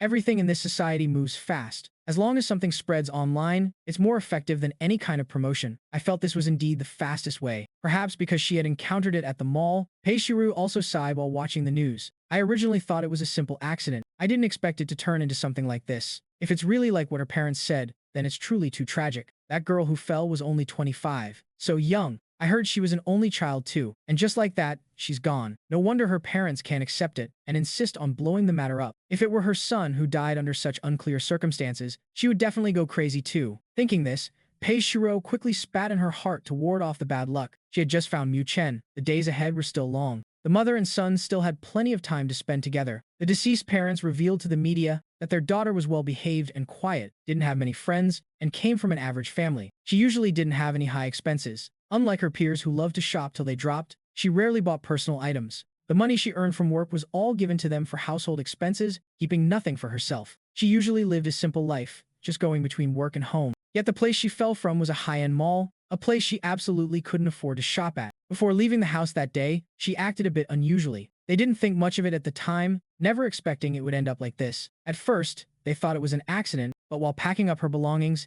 they discovered a secret. Their daughter had suffered unfair treatment, so they suspected her death was not an accident. They wanted the truth and justice. Mu Xuan's eyes darted around evasively, not daring to look directly at the parents on the TV. His hands, resting on his knees, were clasped together and rubbing against each other. His face was unnaturally pale. I noticed his face change when he saw the news, his expression looking very bizarre. Thinking of his relationship with Jiang Yan, my heart stirred. I suddenly spoke up.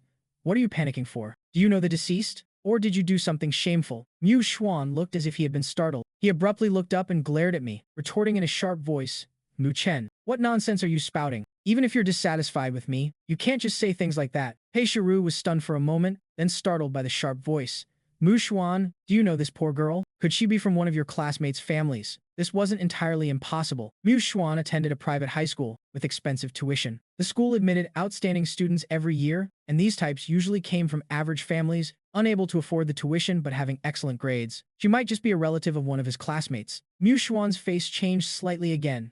If you don't have a guilty conscience, what is there that you can't say? Both you and that Mr. Jiang are very strange. Whenever this matter is brought up, you dodge it and act guilty. You might as well have, "It's related to us," written on your faces. We've all seen the news. The matter has already blown up. Once they investigate, it'll be easy to clear things up. You might as well explain it clearly now and think of a way to solve it. Pei Shiru originally didn't believe it, but looking at her adopted son's expression, her heart suddenly skipped a beat.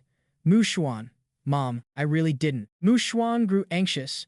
Mu Chen doesn't know what kind of person I am, but Mom, don't you know? I'm the son you've raised for over a decade. Seeing him put on that wrong look again, I wanted to roll my eyes. Stop pretending. This is just a guilty person giving themselves away, isn't it? What you did is definitely connected. I wanted to see how long they could hold out. I got up and went upstairs. Mu Xuan's face turned red, then pale. He was so angry, he directly shed tears.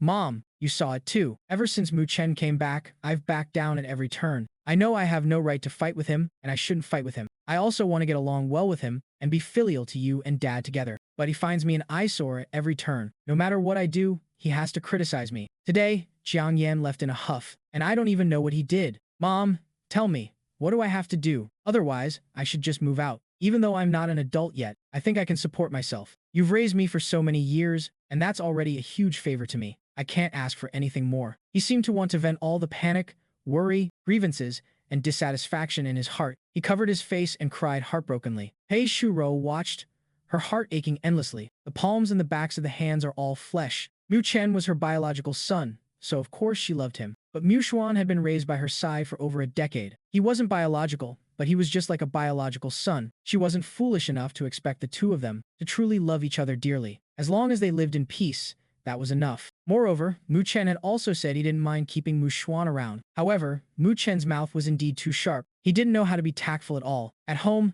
the family could tolerate it, but what would he do outside? As she thought about it, her train of thought drifted off. Mu Xuan cried and complained, but after a long time, he still hadn't heard any words of comfort. I blinked and slightly raised my eyes to look. He looked even more aggrieved and upset. Mom was actually spacing out at a time like this. Now he was truly heartbroken. As soon as I returned to my room, I sensed something. With a wave of my small hand, I cast a barrier. Come out.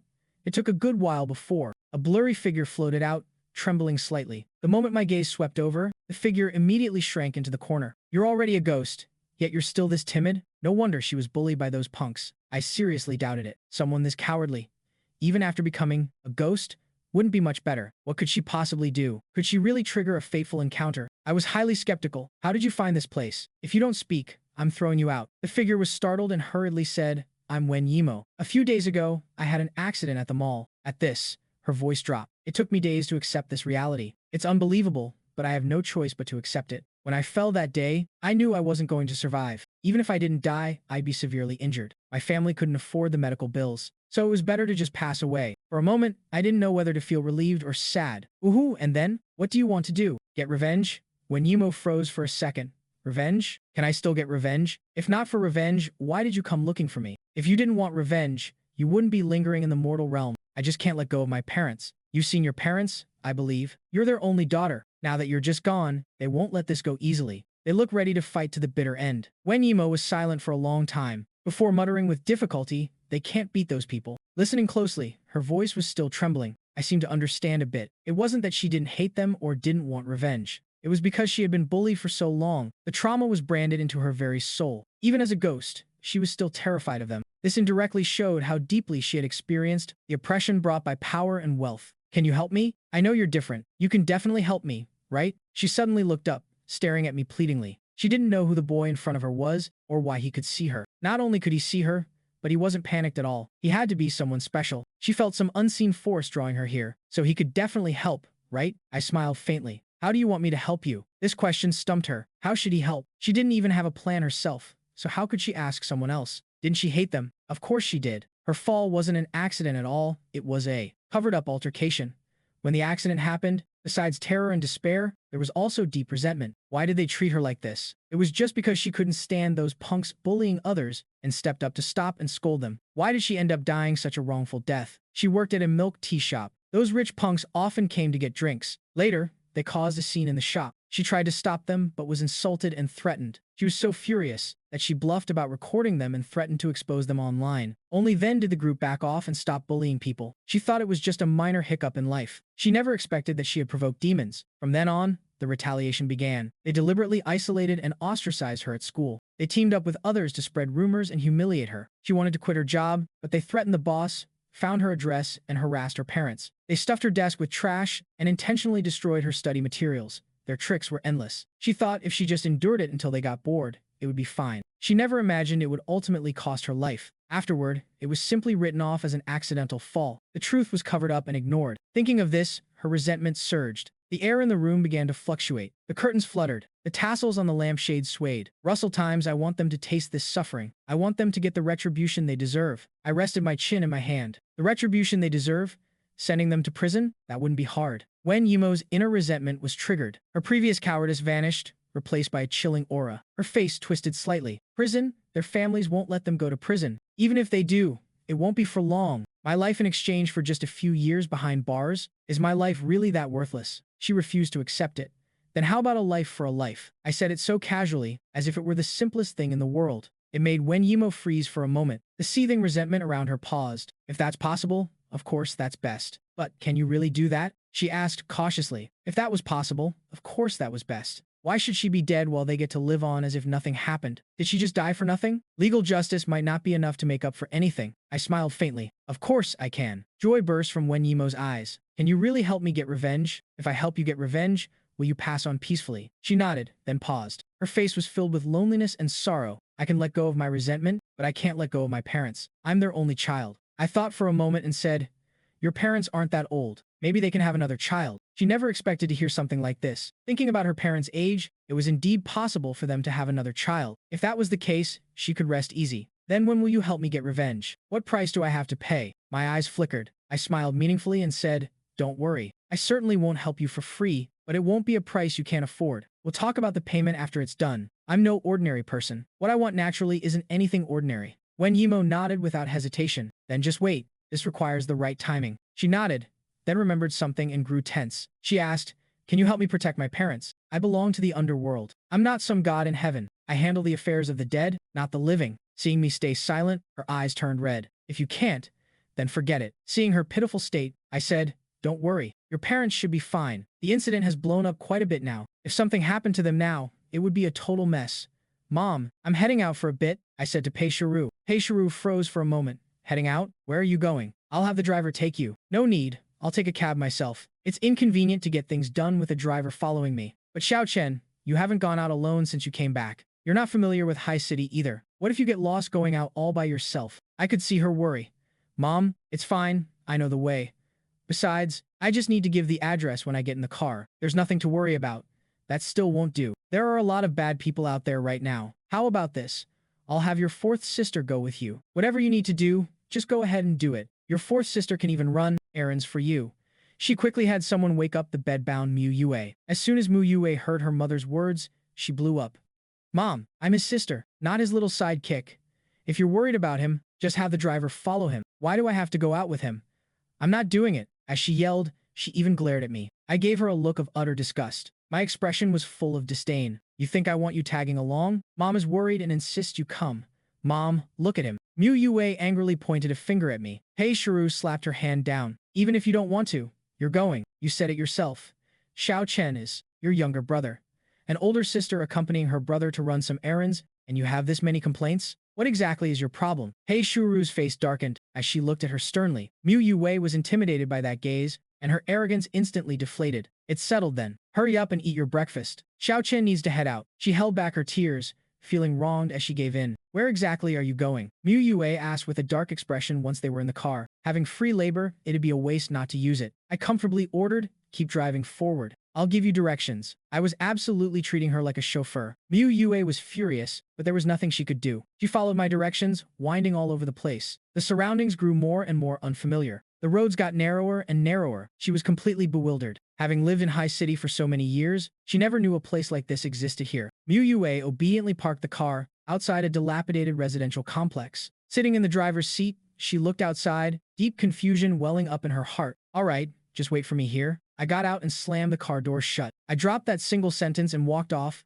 not giving Mu Yue any chance to ask questions. She originally wanted to ask what exactly I was doing, but my attitude was truly infuriating. In a fit of anger, she decided to just ignore me. I smoothly entered the residential complex. Without stopping, I walked straight toward one of the buildings. The landscaping in this old complex was terrible, and the exterior walls were heavily modeled. There wasn't even an elevator. The stairs also showed signs of decay. I walked all the way up to the 4th floor, then turned and walked to the left. Upon reaching the 4th floor, I could faintly hear crying. If I wasn't mistaken, it was coming from the Wen family's apartment. Standing at the Wen family's door, I reached out and knocked. I need to get an assistant here as soon as possible. I am the dignified young master of the city of the wrong dead. How did I end up having to do everything myself? This doesn't fit my status as the young master at all. The noise inside paused, followed by the sound of footsteps. Soon, a voice from behind the door asked, "Who is it?" "I'm a friend of Wen Yimo." The apartment went quiet for a moment before the door opened a crack. Someone peered at me through the gap. Seeing how young I was, they relaxed a little. "Are you Xiaomo's colleague?" I nodded.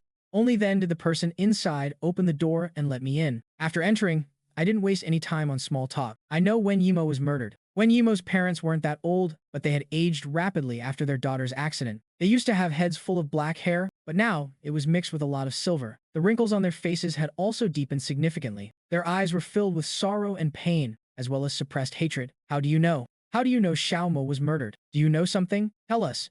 Quickly." Mother Wen, who had been listless, suddenly became agitated upon hearing my words. She grabbed my hand tightly. "I can see Wen Yimo, and I can help you." Father Wen and Mother Wen froze. They didn't understand what I meant. Their daughter had already passed away. What did he mean by saying he could see her? Even though, in order to find the truth, they had stubbornly refused to cremate her and kept her body in the morgue, this young man couldn't have run to the morgue, right? An absurd thought popped into the couple's minds. "I can see your daughter's soul. I can help you fulfill your wish," I said. Mother Wen's crying hitched, and she looked at me through her tears. Her expression was somewhat dazed. Their wish, of course, was to drag out the ones who killed their daughter and make the murderers face the punishment they deserved. No, that wasn't enough. If it was just spending a few years in prison, that was far from enough. A few years in prison? How could that compare to their Xiaomo's life? Whoever killed Xiaomo should pay an agonizing price. Intense hatred surged in Mother Wen's eyes. "Whatever it is you want, I can help you achieve it, but you'll need to pay a small price." I made my words very clear. Aside from karmic merit, I also need to collect the mortal realm's truest emotions and nature, the purest truth and kindness, and the highest benevolence and righteousness. The gate of reincarnation is the door to a new life. Life means a beginning, meaning hope and joy. Death means an end, meaning despair and sorrow. Life and death form a cycle. Within this cycle, there is also much selfishness and greed, hypocrisy and malice. I need to collect these pure traits to purify the resentment and keep the resentment within a balanced range. After hearing my words, Mother Wen didn't hesitate. "No matter what you want, as long as you can really help me, I'm willing to give you anything. Even if you want my life, that's fine." I smiled. It's not quite that serious. I took everything I had learned from Wen Yimo and told the two of them the whole story. I didn't hide a single detail. After hearing it, the couple broke down in agonizing sobs once again. Seeing this, I could only sigh softly. Parting by life and death was indeed the most difficult thing in the mortal world for people to accept. Crying, Mother Wen suddenly knelt on the floor and forcefully kowtowed. "I want them to pay the price. I want them to live in regret for the rest of their lives." Amidst their extreme resentment, Mother and Father Wen were also filled with endless guilt and regret. Why hadn't they noticed their daughter's strange behavior earlier? If they had known about their daughter's plight sooner, they definitely would have helped her quit her job. They could have taken her and moved somewhere else. Father Wen tried his best to restrain himself, but his face was still covered in tears. He covered his face tightly with one hand, unable to hide the grief and regret. Me too. I want them to pay the price they deserve. I told Father and Mother Wen to wait for my news, then walked out of the building. Through the car window, I saw that Mu Yue had fallen asleep. Her mouth was even half open, showing just how soundly she was sleeping. The corner of my mouth twitched. And she's supposed to be my sister? I'd be disgusted even if she were my younger sister. I originally wanted to knock on the window to wake her up, but I stopped halfway. I was just worrying about how to ditch Mu Yue. It was inconvenient to keep dragging her along. Since she was asleep, I might as well let her keep sleeping. So, I turned on my heel. Mu Yue was still snoring away in the car. The wish of Wen Yimo's parents wasn't hard to fulfill. With my abilities, I could naturally, without anyone noticing, teach those people a profound lesson, but that didn't align with what they truly wanted deep down. So for now, the truth had to be exposed first. Thinking of what Wen Yimo had gone through, even I couldn't help but sigh. If this matter didn't have a good resolution, who would dare to do a good deed in the future? Public morals are truly degenerating day by day. This society is developing at a rapid pace, but human nature hasn't improved along with the economy. Instead, it has become increasingly selfish. Perhaps it's this materialistic society that has brought out the ugly side of human nature. I thought back to my past. When I was the age of these kids, I was already an indomitable man. I could have started a family and established a career. I could uphold my family's honor. My expression froze slightly. A trace of confusion flashed across my face. How long has it been since I thought about the past? It's truly been too long. I've already forgotten. I wasn't the young master from the very beginning. I vaguely remember that before becoming the young master, I was also just an ordinary person in the mortal realm. It was only after I died that I entered the city of the wrong dead. It's been far too long. I've already forgotten how I originally became the young master of this city of the wrong dead. My thoughts flashed by, and my figure gradually vanished. The pedestrians passing by on the street didn't react at all. Everyone was in a hurry, and no one noticed that the young boy beside them had suddenly vanished into thin air. I thought I would finish my business quickly, but I didn't expect it to drag on until so late. Once I got busy, I even forgot about Mu Yue. After finishing up, I just headed straight back. As soon as I walked in, I sensed the atmosphere in the living room was off. It was very tense. Before I could speak, Pei Shuru pulled me into a hug. Her voice was full of worry. You're finally back. You scared Mom to death. I thought something happened to you. Father Mu also had a look of deep anxiety. Seeing me, he visibly breathed a sigh of relief. He kept repeating, "It's good that you're back. It's good that you're back." It really scared him to death. He thought his son had run away on his own. I blinked, belatedly realizing something. Just as I was about to explain, Mu Yue, who had been scolded all evening and worried all day, furiously yelled at me, "Mu Chen, are you sick in the head? Couldn't you say something if you were going somewhere? Do you know we thought something happened to you? Do you know we spent the whole day looking for you?" I shrank my shoulders at her yelling. I did feel a bit guilty. "Shut up." Pei Shuro hugged me and turned to glare fiercely at her fourth daughter. "You must have upset Xiao Chen, which is why he left without a word. You always love targeting Xiao Chen. How many times have I told you? Xiao Chen is your biological brother. Your biological brother." Mu Yue was so infuriated by her mother's unreasonable words that she felt like she was about to ascend to heaven out of sheer anger. "Mom, can you be reasonable for once? I didn't do anything today." Mu Yue shouted loudly. Seeing that the two were about to start fighting, I quickly intervened. "Mom, don't be mad. Listen to my explanation. Today really had nothing to do with fourth sister. She really didn't do anything. We didn't even argue. Then why did you ditch her and leave on your own? You haven't been here for long, and you're not familiar enough with this city. It's easy to get lost without someone with you. The main issue is that Xiao Chen doesn't really know how to use a phone. If he gets lost, he wouldn't even know how to use the GPS." I answered honestly.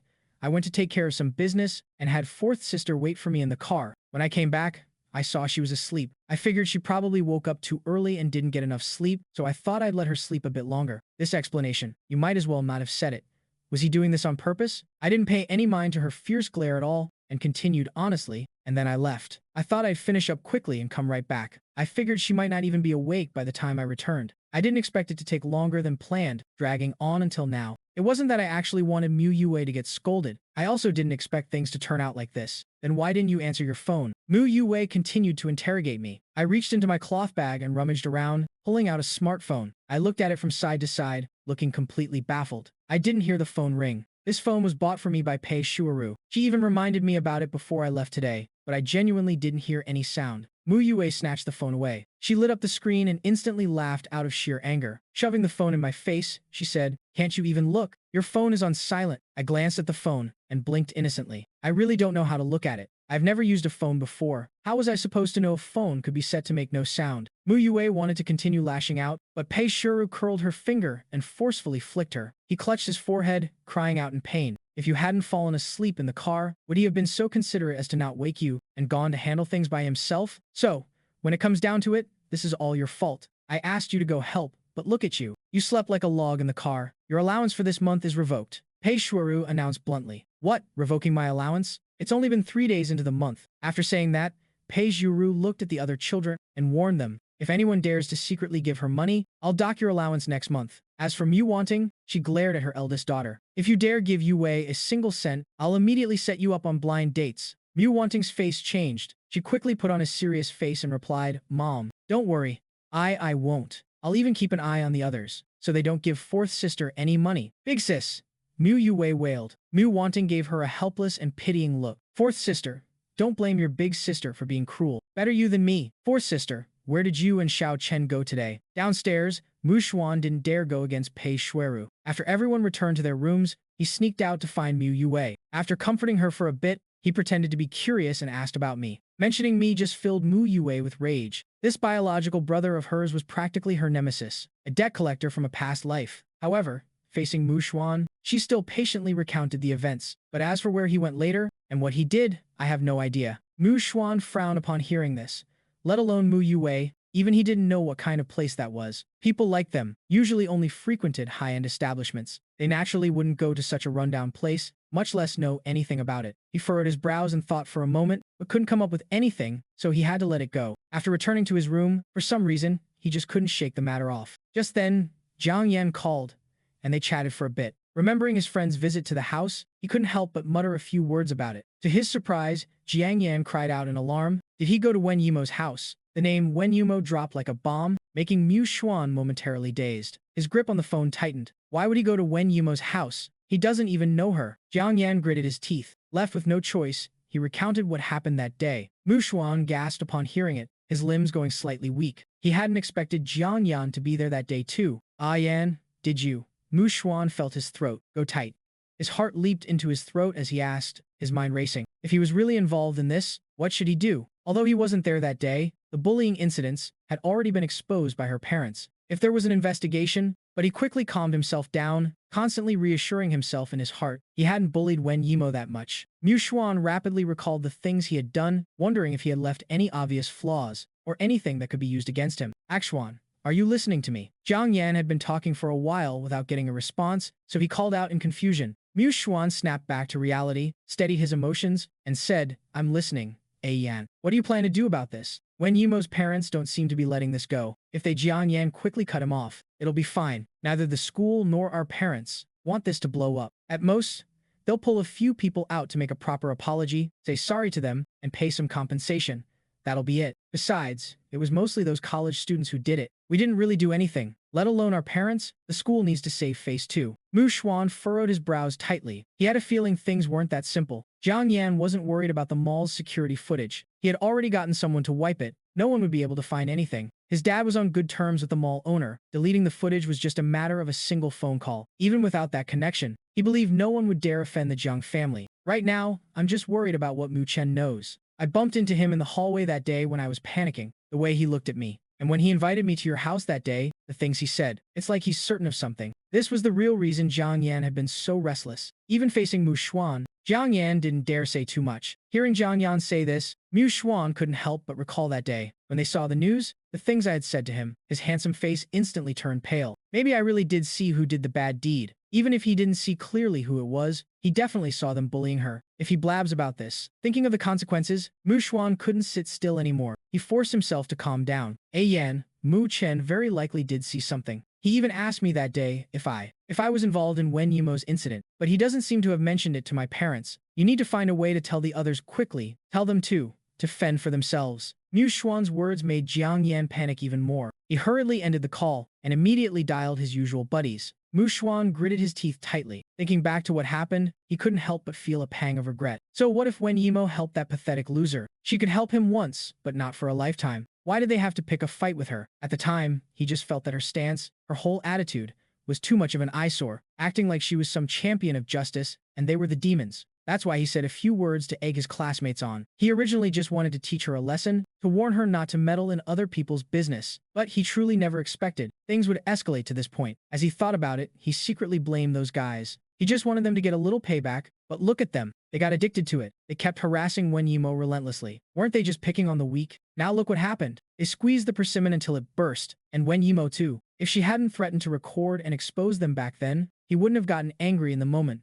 Mu Xuan started pondering over my involvement. He felt I might have seen what happened at the mall, but couldn't possibly know the whole story. He doesn't even know how to use a phone. What could he possibly know? The idea was beautiful, but reality was cruel. On the third day, the internet was flooded with the news. What made him panic even more in sheer terror was that the security footage that had supposedly been deleted long ago was actually leaked online all at once. Even the old footage of them harassing and humiliating Wen Yimo had been dug up. He came downstairs and saw me sitting on the sofa again, staring intently at the TV. And the news was reporting on this exact incident. Seeing the familiar scenes on the screen, he almost choked on his own breath, his legs giving way. While Mu Xuan's heart was filled with dread and unease, Pei Shru walked over. Seeing him leaning against the handrail with a pale face, looking unwell, she hurriedly asked, "Xuan, what's wrong? Why do you look so pale? Are you sick?" Her voice startled me. I turned my head to look and met Mu Xuan's panicked gaze. Realizing something, I gave a meaningful smile. "Mom is asking you a question." Mu Xuan's lips trembled. "Mom, I'm fine." Pei Shuuru gave him a strange look. Seeing the news I was watching, she asked with concern, "Xiao Chen, you seem to be paying close attention to this news. Why is that?"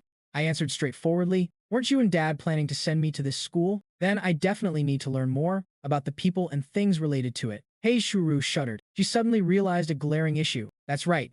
The students at this school did something like this. They even dared to bully people outside of school. What about their own schoolmates? If Xiao Chen goes to study at a school like this, what if? Pei Shuru didn't dare think any further. Disregarding the fact that Father Mew had just left, she immediately went to make a phone call. "No, you can't go to this school. And Axuan, you need to transfer too. Studying at a school like this, where even your safety isn't guaranteed. How can you focus on studying? I'm changing schools for both of you." Mu Xuan was dumbfounded. How did the topic suddenly jump to changing schools? He had never thought about transferring. He was already familiar with his current school. His friends and social circle were all here. Suddenly, switching to a new one, and they were already halfway through their senior year. Changing schools at this point? Did they still want to get into college? Mu Xuan wanted to say something, but he knew there was a high chance he couldn't persuade his mother. So, he shifted his gaze to me, hoping I would speak up and talk her out of it. As for which school I went to, I couldn't care less. I didn't even spare him a glance from the corner of my eye. Mu Xuan could only watch helplessly as his mother made the call. After the footage of Wen Yimo's incident was exposed, all parties involved reacted swiftly. The school immediately issued a public apology, promising to strengthen students' moral education. The milk tea shop owner also cried bitterly.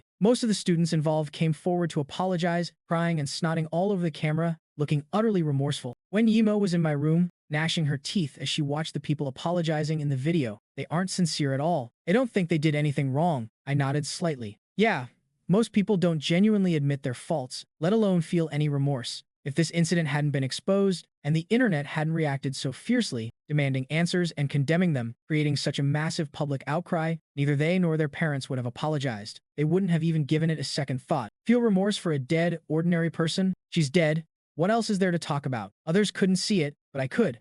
They spoke with surface-level sincerity and remorse, but their eyes revealed their indifference, even annoyance and resentment. Resentment towards those forcing their hand, of course. How humiliating this was for them. To them, Wen Yumo's life wasn't worth as much as their pride. In life, Wen Yumo was filled with grief and indignation and a deep, bewildering confusion. She truly didn't understand what she had done wrong. Was it wrong to be kind and just? She had only tried to help out of the goodness of her heart, but was met with their unprovoked ostracization. Those people used their family backgrounds to pressure her, destroying her peaceful life. That day at the mall, during the argument, she accidentally fell from the upper floor. With a loud thud, everything ended. Now they say they know they were wrong, begging everyone to give them a chance. But who gave her a chance? They didn't give her a chance back then. The more she thought about it, the more Wen Yumo's suppressed resentment threatened to spiral out of control. The temperature in the room instantly plummeted. A chilling wind blew, rattling the objects around us. I looked up at the swaying chandelier and quickly spoke up to soothe her emotions. "I'll let you vent your anger personally." As if a pause button had been hit, the commotion in the room immediately ceased. "Let me vent my anger personally? I can't.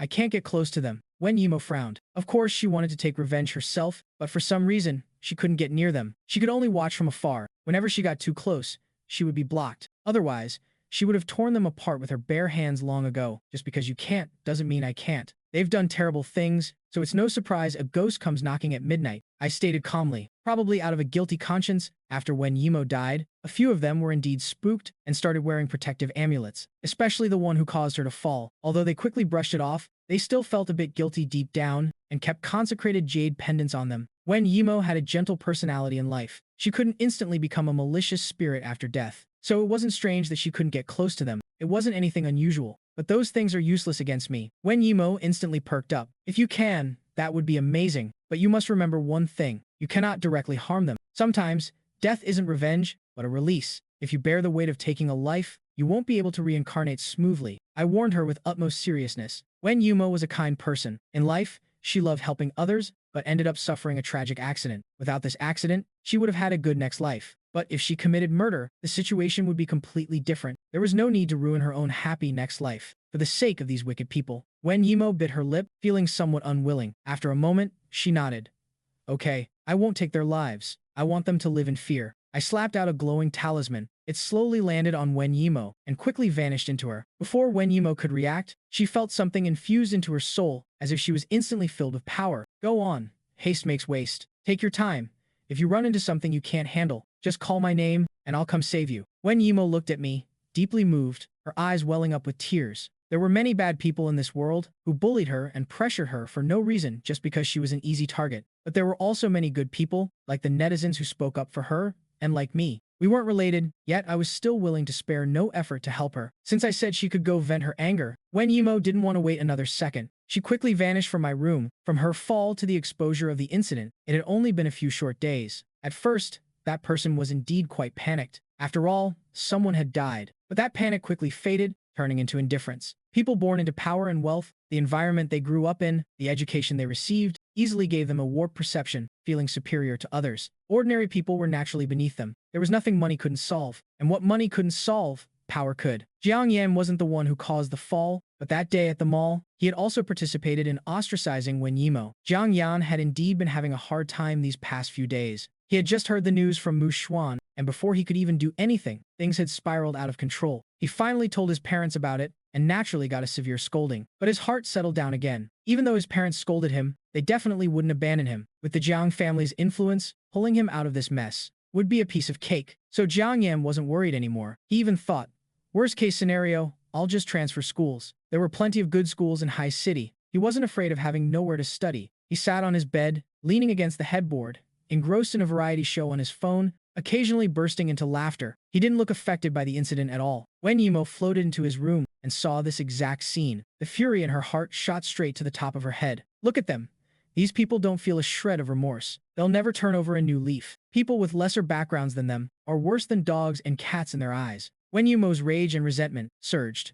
The crystal chandelier in Jiang Yan's room immediately began to sway. It flickered a few times, emitting a few buzzing sounds as if there was a short circuit. Jiang Yan was startled by the sudden noise. He looked up at the chandelier on the ceiling and muttered, "What's going on? Is the light broken?" He stared at it for a moment, but when it returned to normal, he brushed it off. But the moment he turned his attention back to his phone, the room's lights started flickering again. He could faintly hear the buzzing of electricity. He still didn't think much of it. He curled his lip, got out of bed, and tried the light switch. But this attempt made him break out in a cold sweat. The switch was completely useless. He didn't turn it off, but the lights went out on their own. He didn't turn it on, but they turned back on. And even though his windows were clearly shut, it felt like a breeze was blowing through the room. He even felt a bone-chilling cold. For some reason, he suddenly thought of Wen Yimo.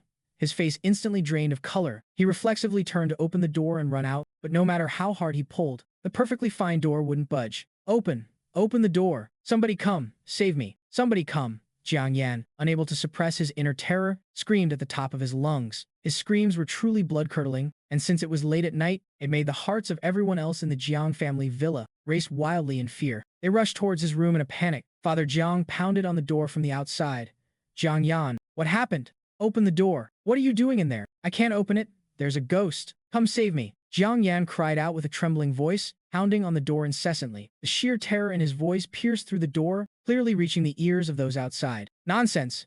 Calm down. There are no ghosts in this world. Stop scaring yourself. Is the lock jammed? Calm down and check it first. Dad will get someone to find the key. Father Jiang said, exchanging a glance with Mother Jiang. Both couldn't help but think of the recent events. Father Jiang's face looked grim. He was both angry at and worried for his son. He probably has a guilty conscience, so he's scaring himself. Fortunately, the Jiang family lived in a detached villa, and the houses weren't close to each other. Otherwise, with him screaming like that, the entire neighborhood would have heard him. The servants quickly brought the key, but no matter how they turned it, the door wouldn't open. Inside the room, Jiang Yan continued to scream, accompanied by a series of cracking sounds like light fixtures shattering. With one final, massive crash, the door that wouldn't budge finally swung open. The Jiang family hurriedly pushed their way in. What met their eyes was utter devastation. In the originally luxuriously decorated room, ornaments were scattered everywhere. The bedside lampshade hung askew. The drawn curtains were in tatters. The crystal chandelier had fallen from the ceiling, its shards scattered all over the floor. Even the carpet was flipped up at one corner. The Jiang family was completely dumbfounded. Looking closer, Jiang Yan was lying unconscious behind the door, cold sweat still beating on his forehead. Everyone scrambled to carry him away and quickly called for a doctor. After examining him, the doctor found it very strange. Young Master Jiang seems to have suffered a massive fright. Did he experience something terrifying? The Jiang family's expressions all turned unnatural. Father Jiang forced a stiff smile. To be honest, we're not too sure either. The boy was in his own room. We thought he was asleep. Who knew we'd hear him screaming?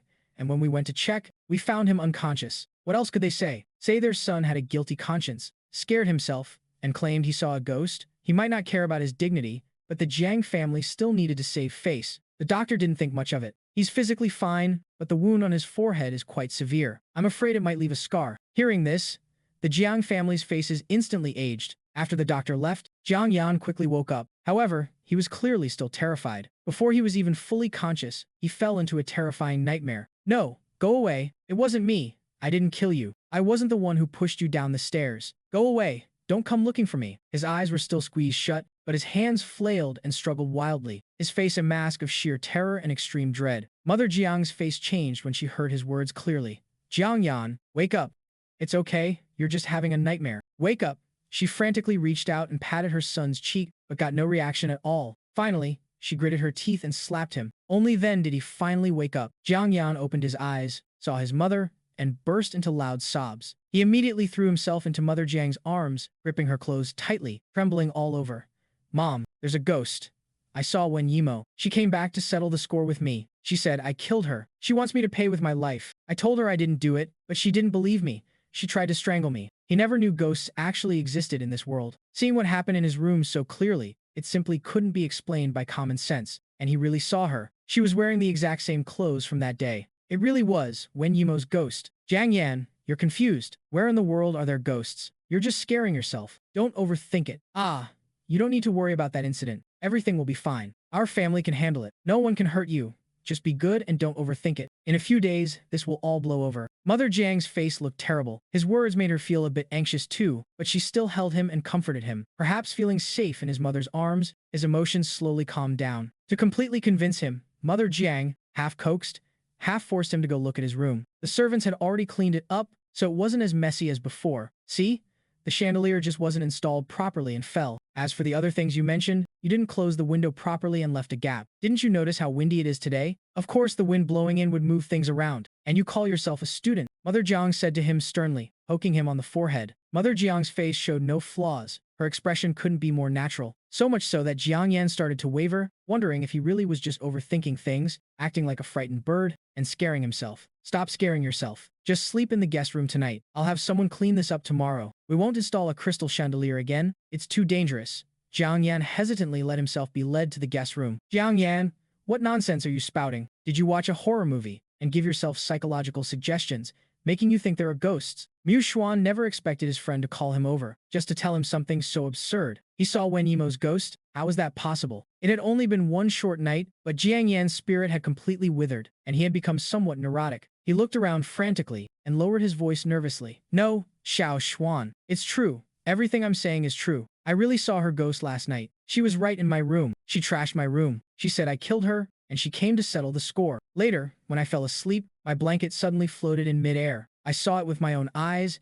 Jiang Yan's eyes were filled with terror and unease. Just talking about last night made his scalp tingle. Last night, he had been convinced by his mother. After a long time with no activity in the guest room, he finally felt safe enough to sleep. But who knew he'd wake up feeling freezing cold? He was clearly covered with a thick down comforter, and the temperature wasn't even that low. Eventually, he couldn't stand the cold and woke up. When he opened his eyes, he saw the blanket that was supposed to be on him, floating in midair. He instinctively let out a scream, but this time, no one came. It was as if his screams were blocked by something. No matter how loud he yelled, no one came. Terrified, he shrank under the bed, but it was completely useless. When Yimo's voice echoed in the room, sounding like it came straight from hell. He didn't even know how he survived the night. Jiang Yan had dark circles under his eyes, his gaze darting around in terror, extremely tense. The slightest noise would send him running. Mu Xuan furrowed his brows tightly. He felt his friend's words were impossible, but looking at him, he didn't seem to be lying. For a moment, Mu Xuan didn't know what to think. Just as he was hesitating, Jiang Yan stared at him with a bizarre look in his eyes, and said faintly, "Xiao Xuan, when Yimo came looking for me and won't let me go, she won't let you go either." Mu Xuan's heart skipped a beat. He rebuked him in a low voice. "Jiang Yan, are you crazy? There are no ghosts in this world. Snap out of it. Besides, her accident had nothing to do with you, and even less to do with me." Hearing this, Jiang Yan's expression turned dazed. He muttered to himself, "Yeah, I wasn't the one who made her fall. Why would she come looking for me?" That day, he had only come up with an idea. He didn't force her to do anything. If anyone was to blame, it was her own carelessness. She's already dead. Why is she coming back to scare him? As he thought about it, Jiang Yan's fear turned into malicious courage. His neurotic eyes turned fierce, flashing with a resolute ruthlessness. "Fine. You want to become a ghost and scare me? Huh. Then I'll hire someone to exorcise her. I'll scatter her soul, so she can't even be a ghost." Once he made up his mind, Jiang Yan couldn't sit still for another second. He dropped his sentence and hurried off. However, Jiang Yan's thoughts were too optimistic. The Jiang family didn't believe him at all. They thought he had a major psychological problem. Mother Jiang could only repeatedly coax and comfort him, but didn't say a word about hiring someone to perform an exorcism. Although high society cared about feng shui and would hire masters to help arrange things, that was only for gathering wealth and luck. Ghosts and spirits were pure nonsense to them. Just as Jiang Yan was getting increasingly anxious, another terrifying event occurred, completely shattering Jiang Yan's sanity and even scaring Mu Xuan into falling ill. The classmate who led the bullying that day suddenly fell severely ill and was rushed to the emergency room overnight. Although she was saved, her mind completely collapsed. She huddled on her hospital bed all day, neurotically muttering the words, "I was wrong." Her parents cried their hearts out, insisting that someone had harmed their daughter. They adamantly claimed it was Wen Yimo's parents' doing, but investigations proved this was completely impossible. Father and Mother Wen lived far away from their house. A direct drive would take an hour. Moreover,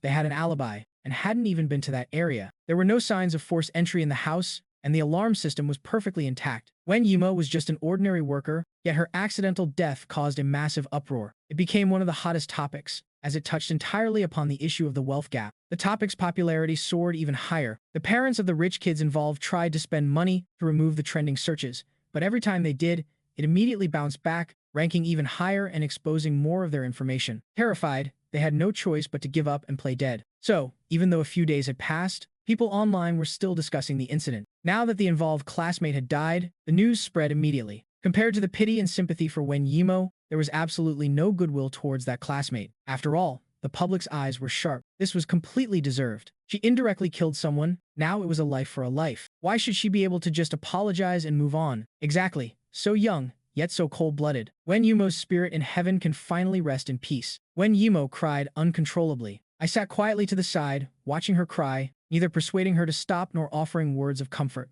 "All right, now your wish is fulfilled. It's time to go." The person who caused your fall was scared to death. Wen Yimo hadn't actually laid a hand on her. She was scared to death because of her own guilty conscience. A person with a clear conscience naturally wouldn't be afraid. When you have a guilty conscience, everything looks like a ghost. It wasn't good for Wen Yimo to linger in the mortal realm for too long. She slowly stopped crying, raised her face, and looked at me quietly. With a pleading look, she asked softly, "Can I go see my parents?" I looked at her and firmly refused. "There's no need. Your parents have already made it through the worst. If you go see them now, it's like ripping open their wounds again, making them bleed all over again." Wen Yimo froze for a moment, then lowered her eyes, realizing he was right. "However, I can let you visit them in a dream. Go say goodbye to your parents in their dreams." Wen Yimo was overjoyed and deeply grateful. "Thank you," I said bluntly. "We both get what we need, that's all." Wen Yimo knew I helped her seek revenge. Just like I said, we both got what we needed. I helped her punish the wicked, resolving the massive resentment in her heart. Her parents wouldn't have to face the powerful elites alone, risking retaliation at any moment. She could leave in peace. Father and Mother Wen slept deeply that night. Ever since their daughter's accident, this was the first time they had slept so soundly. In their dream, they saw their daughter. She still looked as sweet and well-behaved as she did in life, smiling brightly. She told them she was leaving, and told them to take good care of themselves. Finally, she mentioned she had received help from a master. At first, the couple somehow thought of the boy who claimed to be their daughter's friend. They eagerly pressed their daughter for answers, but she didn't say anything. She just smiled, bid them a reluctant farewell, and finally vanished into the dream. In their sleep, tears slipped from the corners of the couple's eyes. They knew their daughter was truly gone this time. Perhaps there really was a beautiful next life. Their daughter would definitely have a good next life. She would grow up safe and sound, making up for all the regrets of this life. Although their daughter didn't explicitly confirm it, they felt the master she mentioned was the young boy who visited their home that day. That meant he was definitely no ordinary person. The couple woke up thinking about how to thank me, but I appeared in their home once again. Seeing me, the two of them immediately tried to kneel, thanking me for helping their daughter fulfill her wish. I reached out and stopped them. Do you remember what I said? I require payment for my help. Now is the time for me to collect my payment. Are you willing to give it? We are. We're willing to give whatever we have, the couple said with utmost sincerity. I saw the kindness in their eyes, smiled slightly, and nodded. Now, close your eyes and silently chant the greatest payment you can give me. The couple exchanged a glance. Without any further questions or hesitation, they slowly closed their eyes, their hearts filled with unparalleled devotion. Before long, I watched as from the tops of their heads, a streak of pure golden light slowly rose. I revealed a satisfied smile. This was the merit they had accumulated. The purer the light, the more genuine their gratitude. What they were willing to give was undoubtedly the greatest. This was also the ultimate payment I desired. Taking out an exquisite fortune pouch, I gave a gentle wave of my small hand. The two streaks of golden light drilled into the pouch in my hand. After tying it shut, I said in a relaxed tone, "All right, I've received the payment you offered. You are both kind, good people, because you have kind hearts and have accumulated merit through good deeds." When Yimo was able to meet me, the couple was momentarily stunned. Mother Wen couldn't help but blurt out, "If that's the case, then why did our daughter still?" I gazed at her quietly. Wen Yimo was destined to face a tribulation in her life. Although she passed away early in this life, because of the merit you've accumulated, not only will she be able to reincarnate smoothly, but her next family will be even better. She will grow up safely, just as you wished, get married, have children, and eventually pass away peacefully at a ripe old age. Is that true? Mother Wen's eyes lit up slightly. Of course. I never lie. That's good.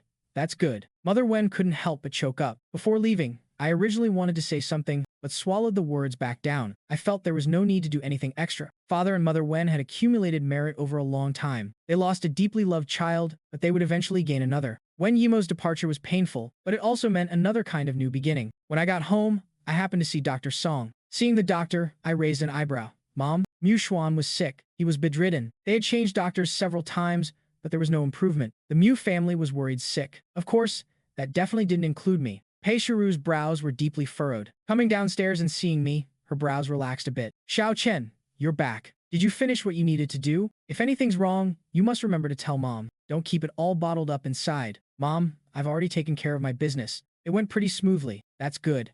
Pei Shiru nodded gently, her eyes tinged with deep sorrow. Now that Xiao Xuan was sick, Xiao Chen couldn't afford to have anything happen to him too. I don't know what's wrong with Xiao Xuan. He was perfectly fine, and then suddenly fell ill. We went to the hospital for a checkup, but they found nothing wrong. We've changed doctors a few times. He's taken medicine and gotten injections, but there's just no improvement. It's so worrying. Mom, what did the doctor say? Seeing me take the initiative to care about Mu Xuan, Pei Shiru looked a bit pleased, thinking I was cold on the outside but warm on the inside, caring for my younger brother. They still say it's pent-up stress, but how is that possible? What kind of stress could a child like Xiao Xuan have? That's so severe it makes him bedridden? If you ask me, these doctors are all just incompetent. If Xiao Xuan had been like this right after finding out about his background, I might have believed it, but that was over a month ago. He was perfectly fine before, so suddenly falling ill is clearly not because of that. But when I asked Xiao Xuan, he can't explain it either. I gave a meaningful smile. Maybe the doctor isn't wrong. He might have some sort of heart disease. Isn't there a saying, a disease of the heart requires medicine of the heart? Pei Shuro was momentarily stunned. A disease of the heart?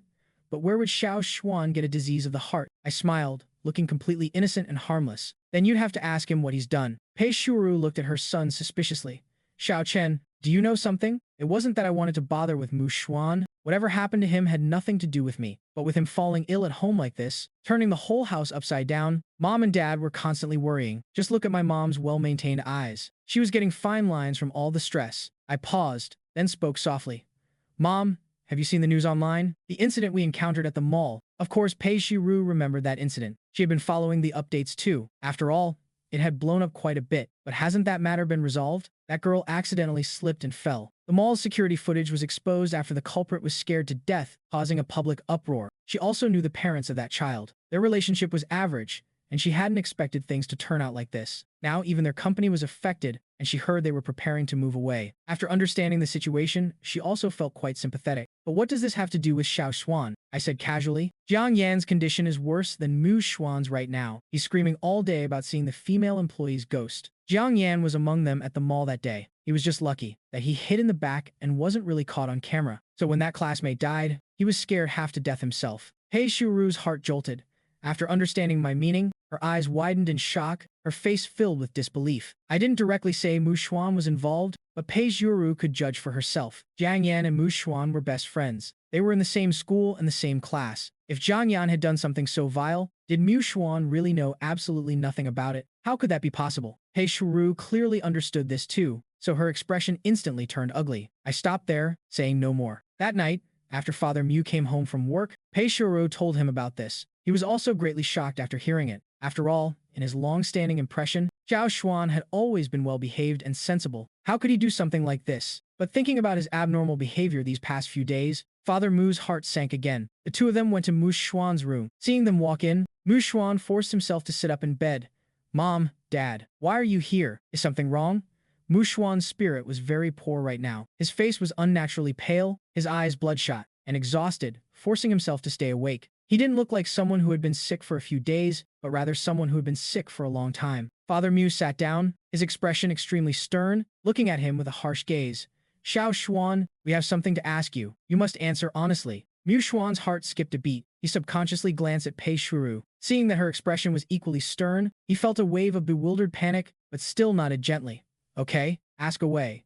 Were you involved in that incident? He asked straightforwardly, catching Mu Xuan completely off guard. And precisely because it was so sudden, Mu Xuan didn't have time to hide his expression, and the two of them saw it clearly. The look on his face explained everything. Deep disappointment filled their eyes. The son who was so well-behaved and kind in front of them actually had such a nature in private. This made them feel far too disappointed. They didn't remember ever teaching him to do such things. Pei Shuru was even more disappointed and heartbroken. She asked herself, she had never taken his education lightly. She constantly cared for and asked about every aspect of his life, and whenever something happened, she would take the opportunity to educate him, instilling correct values and morals. She hadn't been like many wealthy families, who just threw their kids to tutors and ignored them. So why would Xiao Xuan do this? Why would he ostracize a classmate? And even after being found out by adults, he still didn't know he was wrong, ultimately leading to an accident. Meeting their disappointed gazes, Mu Xuan knew he couldn't hide it anymore. The dread, fear, and terror that had been weighing on his heart all these days suddenly erupted. He burst into loud sobs, quickly crying until he was out of breath. Crying, he defended himself.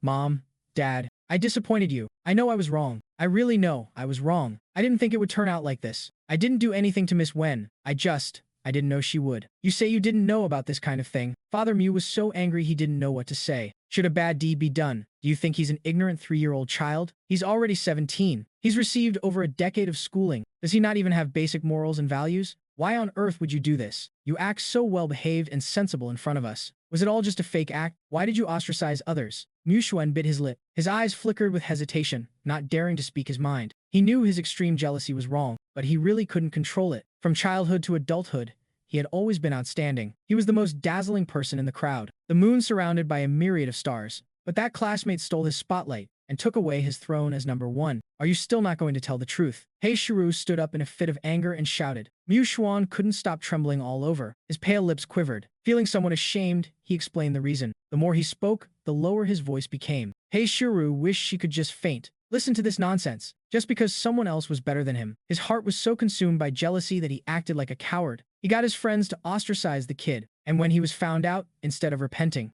he even used his family background to threaten them. He was jealous of someone else's good grades. Why not just work hard to surpass them? Instead, he resorted to such underhanded methods to harm people. She was shocked and in disbelief. Looking at Mu Xuan, she only felt that this son was a stranger. Was it because she didn't understand her son enough? Or had she never truly understood him at all? She couldn't help but deeply doubt herself. Pei Shuru's gaze terrified Mu Xuan. He threw himself into her arms, hugging her waist tightly, crying loudly, Mom, I'm sorry. I really didn't do it on purpose. I didn't know it would turn out like this. At first, I just wanted to see him make a fool of himself. I never wanted to hurt anyone. Really, I had nothing to do with what they did later. I really wasn't involved. I didn't know about the incident at the mall that day either. Zhang never mentioned it to me. He only told me after things blew up. That was when I finally found out. If I had been there, I definitely would have stopped it. I didn't want to hurt anyone. I really know I was wrong. I never expected things to turn out this way. I'll never dare do it again. I'll never be jealous of anyone again. I'll work hard to improve myself. Mom, Dad, please believe me. Mu Xuan's tone was urgent and pleading. He wasn't of the Mu family's own flesh and blood. He was just an adopted son now. He couldn't let his parents be completely disappointed in him. If they were disappointed in him, would they abandon him and ruthlessly send him away? Then where could he even go? Mu Xuan was already terrified and uneasy. The classmates involved in the incident had met bizarre fates. The culprit who caused the fall from the building scared him so much that his nerves were stretched to the limit. His psychological endurance had reached its breaking point. Now that father and mother Mu knew about it, the thought of being kicked out kept flashing through his mind.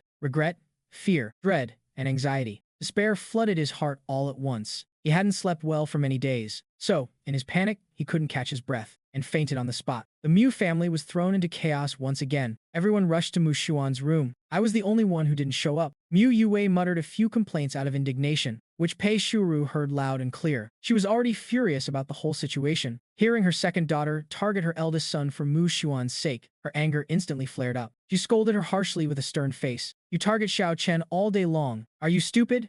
He's your biological brother, not your enemy. Besides, is Xiao Chen a doctor? What difference does it make if he comes or not? Pei Shuro was actually a lenient mother. She usually just put on a show of disciplining the kids, but everyone knew she was just bluffing. She rarely scolded them like this. So Mu Yue was completely dumbfounded by the scolding. Mu Wanting and the twins had just returned. They looked at each other in dismay. A shared doubt arose in their hearts. Did something happen at home that they didn't know about? The Mu sisters sensed the unusual atmosphere. At first, they only suspected something was wrong. Now, they were basically certain of it. The only one unaffected was still me. I just went about my business as usual, immersed in watching TV programs all day. They originally said they were going to hire a tutor for me, but now that matter had been put on hold, while others had heavy homework loads. Every day, besides watching TV, only eating could make me leave the sofa. Xiao Chen, you stay at home all day. Did something happen at home? Eldest sister is busy at the company. Sometimes I overlook things at home. If anything happens here, remember to tell eldest sister. Mu Wanting rarely rested at home, but she still worked in the study for half the day. Only then did she come downstairs and see me watching TV. She paused, then walked over and sat beside me. I didn't even shift my gaze.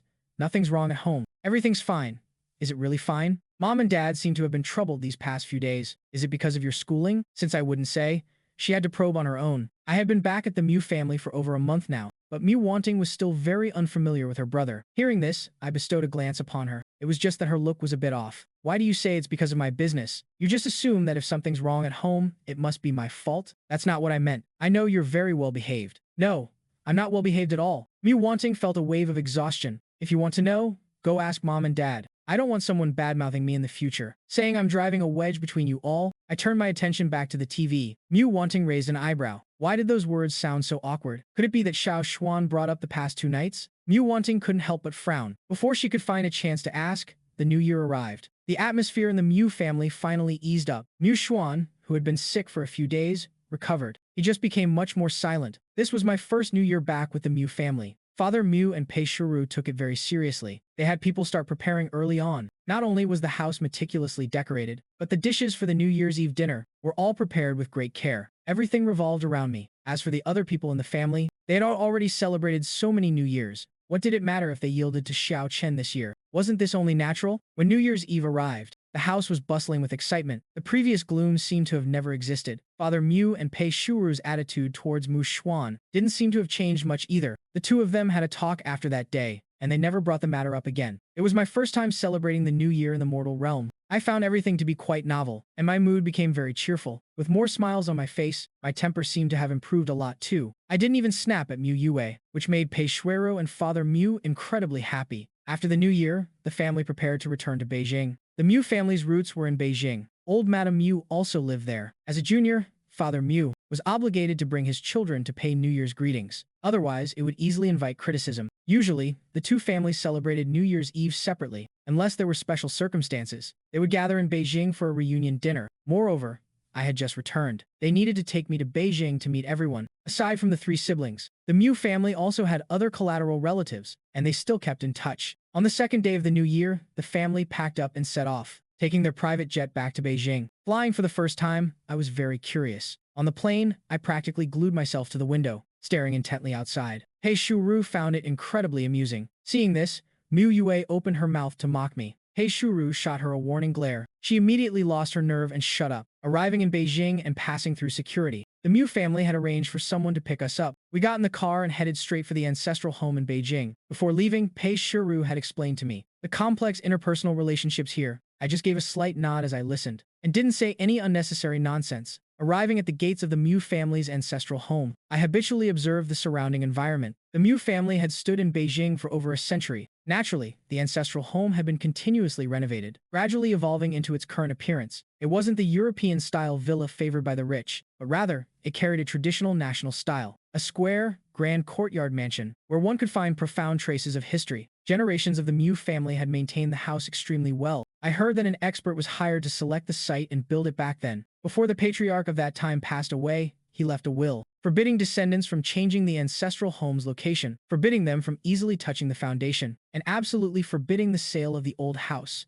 If renovations were needed, they could only be done on the existing foundation. Violating this meant losing the right of inheritance. Precisely because of this rule, strictly speaking, the ancestral home hadn't changed much. Only the upper structures had been altered. I could tell that the ancestral home indeed blessed its descendants. The fortune accumulated over so many years was faintly visible as a purple aura above the residence. Yet, it also showed signs of decline, indicating that the ancestral home's protective power was fading. It seemed no one had touched the ancestral home, so the problem could only lie with the descendants. The corners of my mouth curled up slightly. Now this was getting interesting. Happy New Year.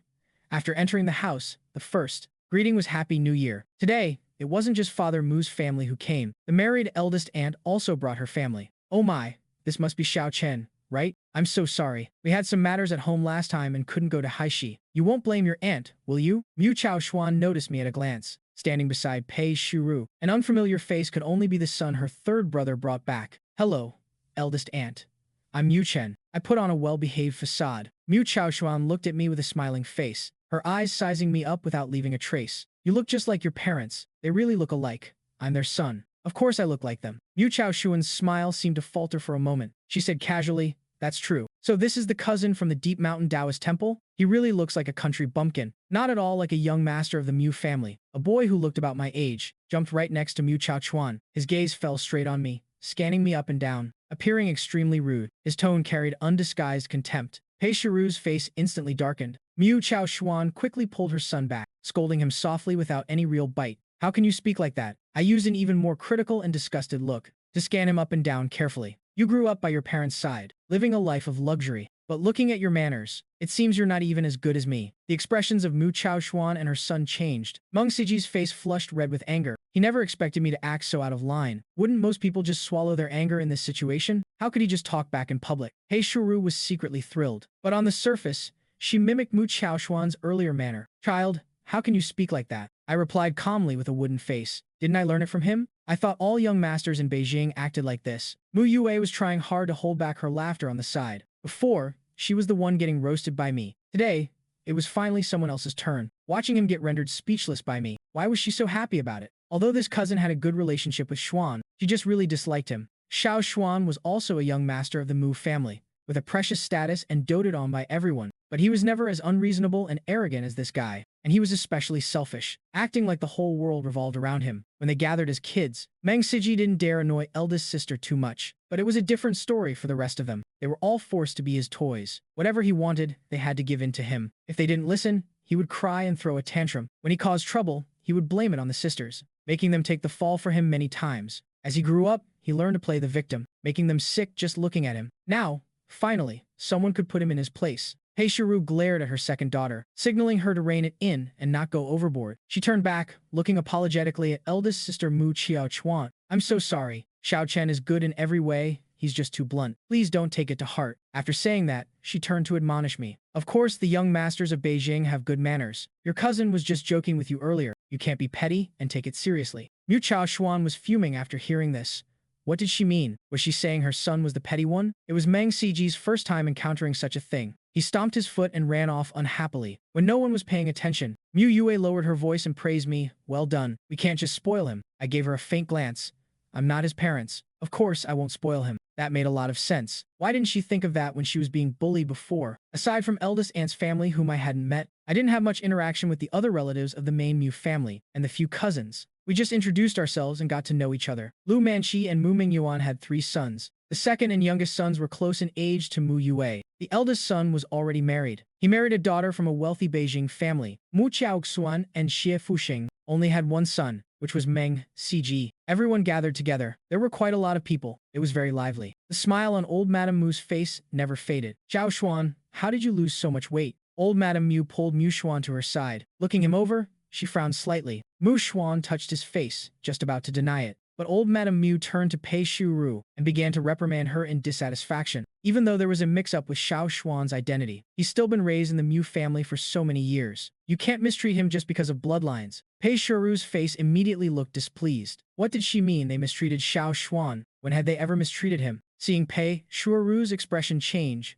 Mu Xuan hurriedly spoke up to explain, Grandma, no, Mom and Dad treat me very well. I caught a cold and had a fever a few days ago. I wasn't careful in the winter and got sick. Mom and Dad are really good to me. Grandma, please don't misunderstand. If Mu Xuan had acted as naturally as before and said these words in a spoiled tone, old Madame Mu would have believed him. But unfortunately, because of the Wen Yimo incident, he had a huge knot in his heart, feeling that his parents must be disappointed in him. So he had become somewhat cautious. Rushing to explain was originally a good thing, but in the eyes of others, it looked like something else. It ended up making things look even worse. Old Madame Mu held Mu Xuan's hand.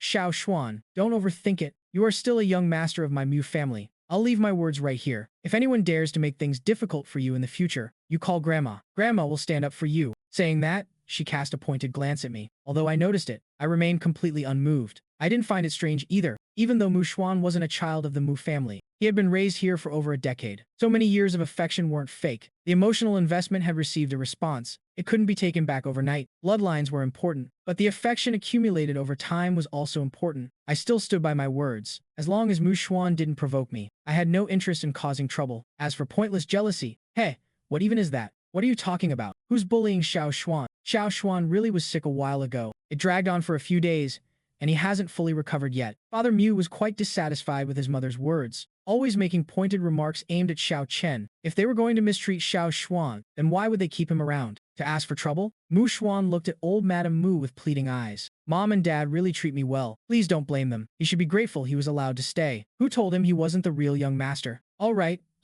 don't worry. Your grandma just cares about you too much. She talks about you all day long. If school wasn't starting soon, she'd want you to stay a bit longer. Seeing the atmosphere about to be ruined, Lu Manchi quickly spoke up to ease the awkwardness. Old Madame Mu didn't dwell on it either. She patted Mu Xuan's head, her eyes full of maternal love. You'll be taking the college entrance exam next year. Apply to Beijing University. Then you can just live with the Mu family here. Mu Xuan instinctively looked towards Pei Shuuru, as if seeking her opinion. Pei Shuru's heart skipped a beat. Regarding his college application, hadn't the family already discussed this? It was entirely up to what Xiao Xuan wanted. Instead, she went along with the old lady's words. Your grandma is right. Applying to Beijing University will make it easier for us to look after you. Mu Xuan was happy for a moment, but then suspicion crept into his heart. Was his mother really disappointed in him? Did she not like him anymore? Thinking of having him apply to Beijing University, so he could be far away from home and wouldn't have to show up at the house often. His mood instantly plummeted, but he didn't dare show it. He could only force a smile. Fortunately, he lowered his head. Otherwise, who knows what everyone would think. Father Mu's family stayed in Beijing for 2 days. Pei Shuuru wanted to take me around to sightsee. After all, I had never been to Beijing. There were many fun things to do and delicious foods to eat in Beijing. The most common activity during the new year was visiting temples. Most people in Beijing would do this, and there were grand temple fairs too. It was incredibly lively. By the 3rd day, Mu Mingyuan also got interested. He called his family, saying it was a rare gathering, so they might as well all go together. The more, the merrier. So, the large family set off in 2 commercial vehicles. Meng Siji, who knows what he was thinking, also tagged along for the fun. He dragged Mu Xuan into his uncle's car, kicking out Mu Mingyuan's youngest son. Mu Rushu was a bit naive and clumsy with her words. She didn't know how to sweet-talk people. You could tell she was an honest and simple girl. She had played with Mu Yue since childhood, and they had a good relationship. As they chatted, I gave them a meaningful look. Birds of a feather really do flock together. Mu Yuvai was a fool herself. No wonder she got along with the equally foolish Rushu. Mu Yue noticed my gaze and gave me a baffled look. What is he up to now? It's the new year. Please don't let him get me scolded again. I quickly withdrew my gaze. The group went to the most famous temple in Beijing. This temple had a history of over 300 years. Although it had experienced the change of dynasties and the baptism of war, it had fortunately been preserved, and preserved quite well at that. The Buddha statue in the main hall had sat steadily for over 300 years. As always, watching the prosperity of the world with compassionate eyes, I stepped into the main hall without any psychological burden, kneeling on a futon along with the others. I closed my eyes and muttered in my heart, hoping I could quickly earn enough merit to return to the city of the dead and reopen the gates of reincarnation. After chanting for a while, I opened my eyes. Meeting the compassionate eyes of the Buddha statue, I paused. Why did the Buddha statue's eyes feel off? I wondered if it was just my own guilty conscience, making me feel the statue look strange. I stared unblinkingly at the Buddha statue, trying to confirm if it was my own problem. Xiao Chen, you can't stare at the Buddha statue like that. The Buddha will be offended. After Pei Shuru finished praying, she noticed her son was kneeling properly, but his eyes were too presumptuous, staring straight at the Buddha statue in front of him. I withdrew my gaze. Mom, don't you think its eyes look strange? Pei Shuru took a casual glance and quickly looked away. She smiled and said, "What are you thinking about, child? Don't all Buddha statues look like this? What's so strange about it? This main hall and this Buddha statue have been here for over 300 years. It was sculpted when the temple was built. It has never changed. How could there be anything strange about it?" Remembering that her son grew up in a Taoist temple, Pei Shuru comforted him gently. Although there are more Buddhist temples nowadays, there are still Taoist temples around. When we have time, I'll take you to a Taoist temple to pray. If I wasn't the prince of the city of the dead, I would have been terrified by that suggestion. Although I'm not a ghost, I'm still someone from the underworld. I'm naturally not on the same path as Buddhas and immortals. I should come to places like this less often in the future. After all, we walk different paths. Before getting up, I couldn't help but take another look. I still felt the eyes weren't quite right. At first glance, it looked very compassionate, but looking closer, there was an eerie feeling. It didn't seem orthodox. Instead, it felt like, after leaving the main hall, I put away my doubts. Maybe I really was just being paranoid. This temple's Buddha statue has been passed down for over 300 years. Who knows how much incense it has received? Even if there was a problem, it should have been purified by the incense by now. Pei Shuru had been to this temple a few times. The scenery was still quite nice. It had snowed heavily in Beijing before the new year, and the temperature had been low these past few days. So, the snow hadn't melted. It was the perfect time to go up the mountain and see the snow scenery. Hearing there was snow to see, I was very interested. I really had never seen snow before, or rather, I probably hadn't. I couldn't remember how long I had stayed in the city of the dead, but I probably hadn't seen it before going there either. Otherwise, why wouldn't I have any memory of it? Pei Shuru watched me walking ahead, skipping and jumping around a bit, a complete change from my mature and steady demeanor at home. Only now did I look like a young boy, looking at her lively son. A loving smile curled on her lips. Her eyes were full of deep affection, but deep down, she still felt some regret for missing out on her son's growth. The Mew sisters watched with amusement. They thought this brother was a little old man. Turns out he really was still a kid. As for why he was more mature than an adult, they didn't even need to think much about it. A surge of sisterly affection welled up in Mu Yue's heart. She thought to herself, I should yield to him more in the future. Who told me to be his fourth sister? As they walked, Mu Yue felt playful. She bent down, grabbed a handful of snow, packed it into a snowball, and threw it at me up ahead. The snow hit me right on the body. I stopped in my tracks and turned around with a tense little face. The three Mew sisters all pointed at her in unison, indicating they were innocent. I looked at Mu Yue and narrowed my eyes. Got some nerve, huh? Daring to throw snow at me. Mu Yue saw me and provocatively bounced the snow in her hand. I stared at her for a moment, then suddenly smiled, revealing my white teeth. I was wearing a white knit hat on my head, with two fluffy pom-poms hanging down, and a ring of cute decorations around the brim. Smiling like this made my little face look somewhat chubby, like a little milk kitten grinning. The four sisters felt a jolt in their hearts as they watched. A tingling sensation. They had the urge to go up and rub my head. Was their little brother actually this cute? Compared to his usual mature self, this was probably what they call gapmo. I didn't ruin my image with that smile. From then on, in the hearts of my four sisters, I left a deep impression of Gapmo. Mu Yue was also stunned. She scratched her head, thinking he seemed even cuter than Xiao Xuan. Just as she was thinking that, a white lump smashed right into her face. She reacted quickly and dodged swiftly,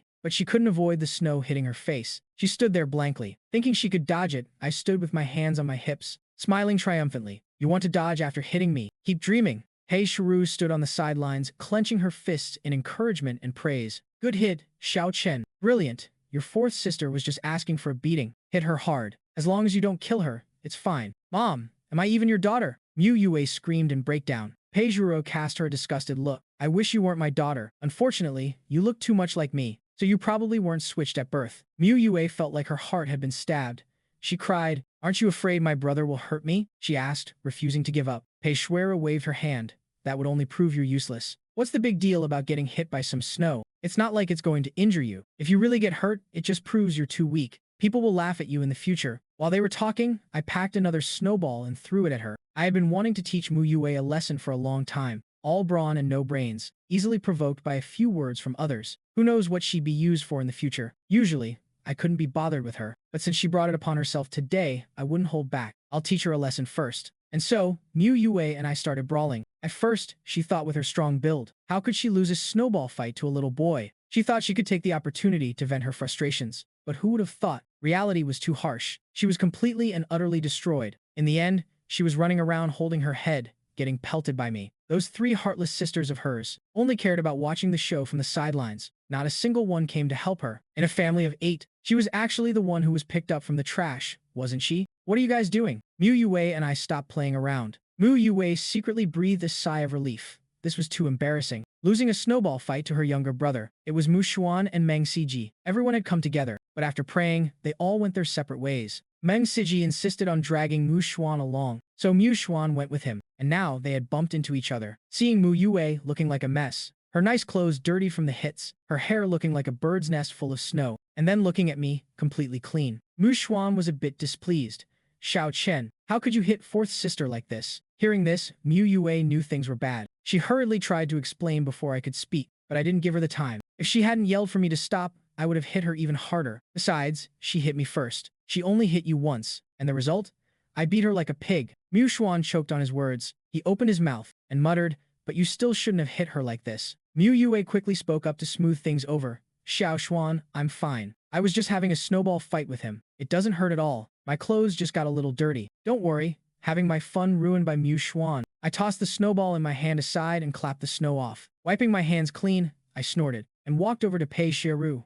Mom, let's keep walking. Pei Shiru smiled and nodded. Then she looked at Mu Xuan and Meng Siji. Since we bumped into each other, let's go together. There are a lot of people during the new year. It's easy for accidents to happen. Although she was worried the two would clash, her gaze fell on Mu Xuan. I had helped a master with a favor, and he promised me one thing. I never thought about cashing in that promise before, but now he had no choice but to do so. He had to save his eldest grandson. Pei Shuru's group walked around the temple for a bit and left smoothly without any issues. The couple finally put their hearts at ease. After staying in Beijing for 2 days, we set off back to Heishi. Father Mu got busy arranging my schooling. The couple thought about it over and over and decided to send me to Mu Xuan's school. Although their relationship was very average, no matter what, being in the same school and class, they could look out for each other somewhat. When the couple thought of this, they actually had no confidence in it at all. With Xiao Chen's temper, expecting him and Mu Xuan to look out for each other was impossible. But they ultimately decided on this anyway, holding on to a sliver of beautiful hope. Maybe things wouldn't turn out as they expected. I had been taking makeup classes throughout the winter break. My sisters tutored me, and they also hired teachers to come to the house. At first, everyone was unsure of the situation, wondering what exactly I had learned before. But soon, it became completely clear. Although I hadn't systematically attended school, the female official who adopted me had taught me a lot, and my own learning capacity was excellent. I learned incredibly fast. Father Mu and Pei Shuru were pleasantly surprised. At the same time, they felt incredibly fortunate. Thank goodness, the female official was an educated person who taught Xiao Chen a lot of knowledge. Otherwise, he really might have been illiterate. Soon, the day school started arrived. Father Mu pushed back his work schedule to personally drive his sons to school. In the car was the anxious Pei Shuru and Mu Yue, representing the 4 sisters. In the car, Pei Shuru kept giving me endless instructions. I didn't show any impatience, but Mu Yue was tired of hearing it. Mom, that's enough already. He's just going to school. You're acting like he's going off to do something dangerous. Mu Yue rolled her eyes. And he's not even living on campus. He'll be coming home every day. What could possibly happen? Pei Shuru glared at her fiercely. You don't know anything, so just shut up. There was an incident at this school not long ago. If Xiao Xuan hadn't been studying here all along, and seeing as it's his last semester, I absolutely wouldn't let Xiao Chen study here. Thinking of that unexpected incident, Pei Shuru felt a surge of discomfort in her heart. After all, Mu Xuan was involved in it. She wanted to say a few more words, but seeing the silent Mu Xuan beside her, she swallowed her words back down. Forget it, she believed he knew he was completely wrong, and wouldn't dare do anything foolish again. If she kept harping on it, he would just get sensitive and overthink things again. Mom, don't worry. I won't let anyone bully me. I knew what she was worried about, let alone the fact that I'm a young master of the Mu family. Even if I were just an ordinary person, if anyone dared to bully me, I'd pay them back 100-fold. Wicked people only bully the weak and fear the strong. As long as you're more wicked than them, they'll be the ones afraid of you. Father Mu and Pei Shiro dropped me off at the school gate and couldn't go in any further. Usually, the school didn't allow parents inside. It could only pick up and drop off at the gate. Watching Mu Xuan and me walk in, Pei Shiro was still a bit worried. Father Mu put his arm around her shoulder to comfort her. Don't worry, Xiao Chen is a smart kid. He'll be fine. Besides, he's not one to take a loss. Pei Shuru gave him a faint glance, too lazy to explain too much to him. It was exactly because she knew his temper that she was more worried. What if he got into a conflict or argument? Entering the school, my eyes couldn't hide my curiosity. I carefully observed the school all around. Kids in this era are truly fortunate. Boys and girls can enter school together, and it only costs a little bit of money. Such a spacious and bright place. Such flat and clean floors. No need to fear the heat in summer. No need to dread the cold in winter. Unlike the children of the past, only the children of the upper-class nobility had slightly better school environments. It was extremely difficult for commoner children to study. Why would I think like this? Could it be that I had seen these things before? I was briefly puzzled, but couldn't find any matching memories in my mind. I just assumed I had heard ghosts talk about it before. Xuan noticed my amazement and my action of looking around everywhere. In his heart, he couldn't help but feel extremely disdainful. He lowered his eyes to hide the contempt in them. Xiao Chen, do you know how to get to your classroom? Do you want me to lead you there? Xuan asked, standing in front of the teaching building. I gave him a cold glance. No need. Xuan smiled faintly. Then go by yourself. Your class is just upstairs. It's very easy to find. If you can't find it, just ask a teacher. Xuan was glad that the time I returned happened to be right before the winter break, sparing him from the strange looks of the people around him. Thinking of this, Xuan let out a breath, turned around, and walked in one direction. I, on the other hand, walked in the opposite direction. Standing at the back door of Class F, I looked up, confirmed I hadn't gone to the wrong place, and then fell silent. No wonder Father's expression was so complicated and hard to read. When he heard I was coming to Class F, "Are you the new student? Your name is Mu Chen, right?" The homeroom teacher of Class F hurried over. Seeing a boy standing at the back door, he paused, remembering this matter. I swiftly turned around, stared at the teacher, sizing him up carefully, confirmed his identity, and bowed properly. "Hello, teacher." The teacher was taken aback by my actions. Is he this serious? He even bowed to him. "Student Mu Chen, I am your homeroom teacher. My surname is Liu. Everyone calls me Da Liu. You can call me that too. If you run into any difficulties in the future, come find me." I gently shook my head and said with a serious and solemn face, "You are a teacher. You deserve respect. How can I call you by the name Da Liu?" Respecting teachers and their teachings is a basic moral principle. Da Liu suddenly felt a bit moved. Having been a teacher for so long, it was the first time he felt his soul shaken. But this emotion was fleeting. Da Liu quickly returned to normal. Class is about to start. Come in with me. Da Liu walked briskly into the classroom, but the students completely ignored him, doing whatever they were doing before. Da Liu was clearly used to the noise and chaos. "Everyone, quiet down. Class is starting. Before we begin, let me introduce a new student." Da Liu shouted at the top of his lungs. The noise in the classroom paused. Everyone's gaze fell upon me, standing on the podium, sizing me up. Who transfers at this time of year? This is quite surprising. This handsome guy looks pretty good. He's a total hottie. Listening to the chatter below, Da Liu felt a wave of embarrassment on his face. He coughed and said to me gently, "Student Mu Chen, please introduce yourself first." I nodded. Looking calmly at the crowd below, "I am Mu Chen." "Student Mu, you're done?" I gave him a baffled look. What else is there? That self-introduction was really simple. Having finished introducing myself, next was arranging a seat. Da Liu was still looking around to see where I should sit, but I scanned the room myself and walked towards a certain seat. Seeing me sit down in that spot, Da Liu and the students dropped their jaws, looking absolutely stunned. Amidst their shock, they seemed to carry a secret anticipation of watching a good show. "Who told you to sit here?" I turned to look at my desk mate. "Can't I sit here?" "No, I don't want to sit with anyone," Lu Chuping said with a dark face. If it weren't for the fact that he was a guy, she would have kicked him away long ago. Who gave him the nerve to sit next to her? I withdrew my gaze and said flatly, "Oh, then you changed seats." Lu Chuping and the classmates were all dumbfounded. After recovering, she laughed out of anger, pointing a finger at herself. "Do you know who I am?" "I don't know. You didn't introduce yourself. How would I know who you are? You don't know who I am, yet you dare speak to me like this? Don't think I won't hit you just because you're a guy." I finally bestowed a glance upon her. "If you want to fight, I'll leave immediately. Otherwise, I'll teach you a lesson." I thought about it and said seriously, "Then let's have a fight. Let's fight. If I win, you listen to me from now on. If I lose, I'll listen to you. How about that?" The classroom was instantly shocked. Then everyone burst into roaring laughter. "Oh man, I'm dying of laughter. He said he wants to fight Lu Chuping. He doesn't know how tough our Sister Ping is. Sister Ping, teach him a lesson." Lu Chuping looked disdainful. She curled her lip. "I never fight guys. You're not even worth one of my fingers." I smiled faintly. "I think you just don't dare fight me. You're afraid of losing." Lu Chuping reacted like a cat whose tail was stepped on. She fiercely jumped up from her seat. "Me? Lose? What a joke.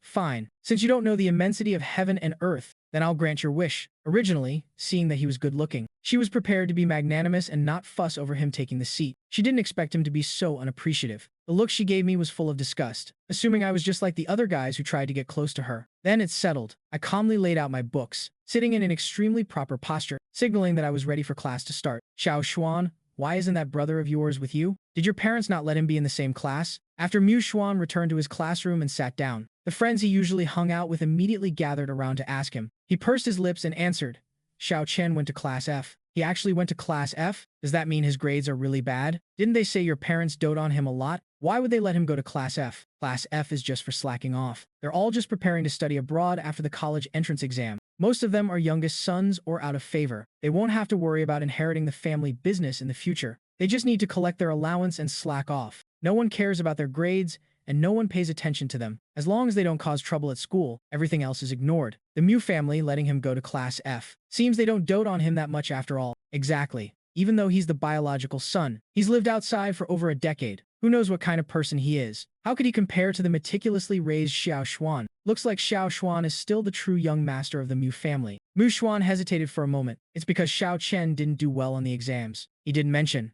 that at first, Father Mu wanted to use his connections to transfer me to Class A, but I decisively refused. Father Mu was a doting maniac. Of course, he wouldn't force his son, so that's why I went to Class F. Mu Xuan's friend curled his lip. He could only get into Class F? That's really pathetic. Xiao Xuan is number 1 in Class A. The gap is way too big. Mu Xuan continued to explain. Xiao Chen didn't want this either. He used to live in a Taoist temple. He hasn't even been to a proper school. Being able to get into Class F is already pretty good. As long as he studies hard, he can still transfer to another class. It's already the second half of the semester. What's there to transfer? After the college entrance exam, it'll be time to change schools anyway. You said he lived in a Taoist temple? Seriously. Hearing this explosive news, more classmates gathered around to gossip. There's nothing much to say. Class is about to start. Hurry back to your seats and sit down. Mu Xuan pushed the classmates around him, urging them to go back to their seats. But the more he refused to elaborate, the more curious everyone became. They could only secretly guess among themselves. Mu Xuan sat in his seat, lowered his eyes and opened his book, as quiet and well-behaved as always. Only, he suddenly turned his head to look towards a certain direction. The seat where a familiar person should have been sitting was now completely empty. The person who used to sit there was gone. Thinking of Jiang Yan, his eyes darkened. His gaze casually swept over a certain spot, but he quickly looked away as if pricked by a needle. He didn't dare to take another look. That was Wen Yimo's seat. Everything changed after the incident. Normally, the different classes minded their own business, never interfering with each other. Even if they couldn't stand each other, Class F was at the very bottom of the food chain. The higher-ranked classes disdained having any contact with them. But today was different. As soon as class ended, a student who had just stepped out came running back in a flash. He rushed back, excitedly shouting about some huge news. Big news! Someone from Class F is about to fight. Are you crazy? What's so special about Class F getting into a fight? It'd be weirder if they didn't fight for a day. No, that's not it. The student stomped his foot in frustration. He cast a meaningful look at Mu Xuan. Mu Xuan was baffled by the stare. The student deliberately acted mysterious. Do you know who's fighting Lu Quping? His gaze landed on Mu Xuan again. With such an obvious hint, the people around them couldn't ignore it even if they tried. Mu Xuan's expression froze. Everyone exchanged glances. A close friend of his asked, Are you saying Xiao Xuan's brother is fighting Lu Quping? No way. Do you know who Lu Quping is? She's a senior in the entire school. She's someone everyone knows. She's been a notorious figure since middle school, though not in a good way. That's right, it's Mu Chen. The people from Class F said it themselves. They even said Mu Chen was the one who provoked her. He told her to meet him in the woods after school. The student chuckled and looked at Mu Xuan. Mu Xuan, your brother sure has some guts to actually challenge Lu Quping. Has he trained in martial arts or something? He must be pretty tough, right? Realizing the student wasn't joking, Mu Xuan abruptly stood up and walked out. He was both angry and anxious. Is Mu Chen out of his mind? How dare he provoke just anyone? Does he think the school is the Mu family? That everyone will just let him have his way? And let him do whatever he wants? He stormed off toward Class F to find Mu Chen. But halfway there, he stopped in his tracks. He bit his lip hard, clenching his fists tightly. His eyes flickered with uncertainty. If I stop him, that's obviously for the best. It would prevent trouble and keep mom and dad from blaming me. But what if I don't stop him? If he really fights Lu Quping, he's going to cause a disaster either way. He hadn't interacted much with Lu Quping, but he had heard plenty of rumors about her. He knew the Lu family wasn't just some ordinary household. If Mu Chen provoked her, gritting his teeth, he turned around and walked back. Forget it. I don't care anymore. Even if I try to talk him out of it, he won't listen. He might even say something nasty and make me lose face along with him. Didn't they say the fight is after school? I'll just go try to persuade him then. If he doesn't listen, I'll call our eldest sister. That way, Mom won't blame me either. The atmosphere in Class F was buzzing all morning. Big Lou heard their conversation but didn't take it seriously at all. After class, he just gave a brief warning, telling Quping not to stoop to a boy's level as it would be beneath her. After saying his piece, he left. He knew Lu Quping fairly well and didn't think she would take her anger out on a new student. But he didn't expect that I wasn't exactly a pushover either. So, As soon as class ended, the students of Class F gathered in a massive crowd and marched toward the woods behind the school. I glanced at the students following us, then let my gaze fall on Lu Chuping. I wondered if I should give her a heads up and tell the uninvolved students to leave first. Otherwise, it was going to be really embarrassing for her later. Caring about one's pride is human nature. This kind of thing happened all the time in the city of the dead. When they couldn't win a fight, they'd come crying to me for justice. But how was I supposed to give them justice? If you're weaker than someone else, just accept your bad luck. Eventually, no one bothered me with such trivial matters anymore. I was busy managing countless affairs in my sister's place. How could I possibly have time for such petty things? Lu Chuping felt there was something wrong with the way I was looking at her, but she had no proof. How do you want to do this? Before we start, as long as you sincerely apologize, we can just drop this. I'll be the bigger person and let it slide. Lu Chuping said arrogantly. Fighting a guy was honestly embarrassing. Even if she won, she'd probably still get mocked. But just letting it go wasn't an option either. Where would her pride be then? So, he had to apologize and admit his mistake. Fight however you're best at. Cut the crap. Let's just get this over with. I need to get home early. The Mew family's driver is probably already here. Lu Chuping was so furious she laughed. Fine. Since you're begging for a beating, I won't hold back. It was rare for her to act like a gentleman, but the guy didn't appreciate it at all. Mu Xuan left as soon as class ended. His classmates thought he went to stop the fight. He did go to the woods, but he just took a look from a distance and turned away. He headed straight for the school gates. When he arrived, he quickly spotted the Mu family's car. The person stepping out of the driver's seat was their eldest sister, Mu Wanting. His eyes lit up, and he hurried over. He spoke in a panicked rush. Sis, you're just in time. Xiao Chen is about to get into a fight. Hurry up and stop him. Mu Wanting was completely stunned. She thought she had misheard. A fight? You're saying Xiao Chen is fighting someone? Mu Xuan looked incredibly anxious and worried. I don't know what happened. He just transferred here, and he's already clashing with the troublemakers in his class. They agreed to fight in the woods after school. I couldn't talk him out of it. Sis, you have to hurry. What if we're too late and he gets beaten up? Hearing this, Mu Wanting panicked too. Without asking any more questions, she rushed toward the school. The security guard tried to stop her, but she immediately revealed her identity and said a child from her family was in trouble. The guard didn't dare stop her after that and let her right in. Mu Xuan anxiously led his sister toward the woods. His performance was flawless. Occasionally, a glint of anticipation flashed in his eyes. Mu Wanting was too worried about her brother to notice. The two of them rushed into the woods, but the scene before them left them both dumbfounded. And then, they fell into absolute silence. Especially Mu Wanting. She was seriously questioning reality right now. She had expected to see her brother getting bullied. How did you get into the school? It's getting late. Let's go home. It took Mu Wanting a long time to snap out of it. Seeing that I had already walked several meters away, she hurriedly chased after me. It wasn't until we were back in the car that she finally found her voice and her sanity. Her eyes were incredibly complex, as she looked at me with an indescribable expression. I looked at her and honestly explained, "Oh, I just got into a fight. I won. There's no need to tell mom and dad about such a small thing. It'll just make them worry. Don't you agree?" She felt something was very wrong here. How could he get into a fight? And more importantly, how did he win? Have you trained in martial arts? Other than that, she couldn't think of any other reason. Of course, he had trained. I'm actually pretty good. In the city of the dead, other than my sister, I was the strongest. Mu Wanting stared at me, falling silent. At that moment, Mu Xuan finally caught up. He opened the car door and got into the back seat, panting heavily. Before he could even catch his breath, I dropped a bomb on him. I don't want mom and dad to know about today. It'll just make them worry. What do you think? Mu Xuan met my cold, indifferent eyes. He couldn't help but choke on his breath. He instinctively glanced at Mu Wanting. She was still immersed in her shock, completely oblivious to his gaze. She didn't react at all. Feeling wronged and unwilling, Mu Xuan had no choice but to lower his eyes. I know.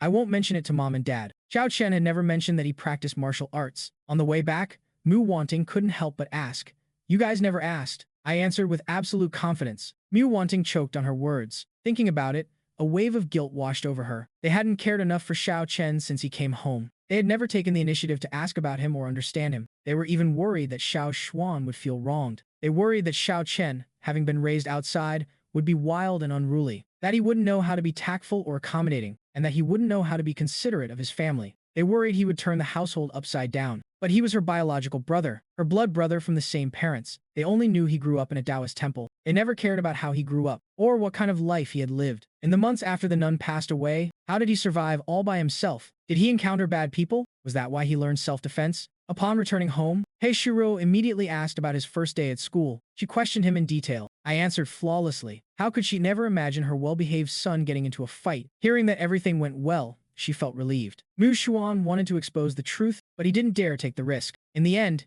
he told himself to forget it. If he told them, Xiao Chen probably wouldn't even get punished, and he'd just end up looking like the bad guy. Why bother?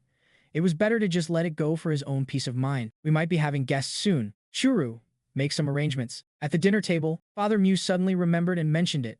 Pei Shuru looked a bit surprised. We're having guests? How come I didn't know about this? Father Mew furrowed his brows slightly, seemingly a bit puzzled himself. It's the old madam of the Diwu family from Jingcheng. What? The Diwu family's old madam?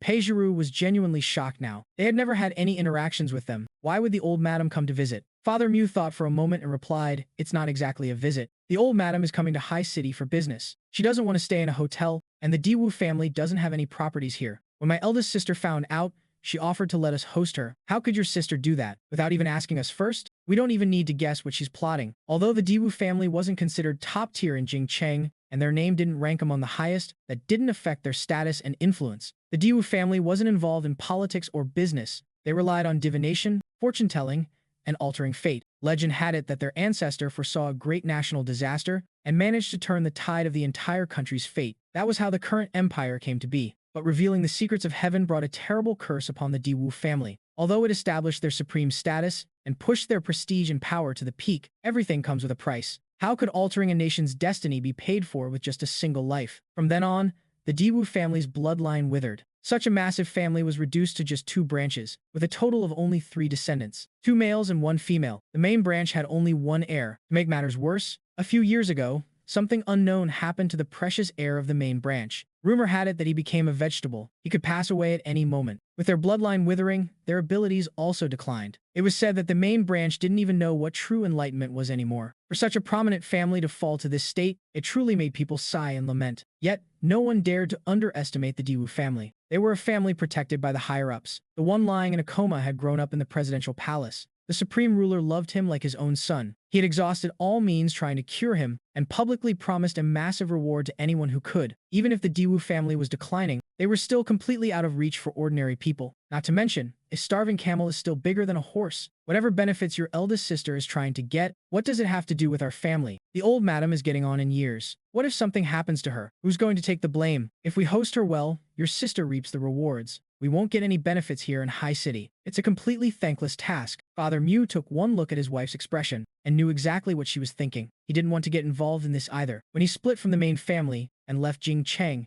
he made it clear he didn't have any grand ambitions. He just worked hard to give his wife and kids a good life, so they wouldn't have to worry about food or clothes and could spend money happily. If his wife wanted to be a wealthy socialite and get beauty treatments or travel abroad to watch fashion shows, she could. He wanted to give his sons the best educational environment. As a father, he couldn't take care of them forever. If they lacked ability in the future, they could just live ordinary lives. He wasn't going to slave away for them. As for his son, Xiao Chen, he had to take care of him for the rest of his life. He had suffered too much in the first half of his life. He had to make it up to him for the rest of his life. He figured getting connected with the Diwu family would be a good thing. If they could build a good relationship, it might help him find a good marriage in the future. But he couldn't say that in front of the kids.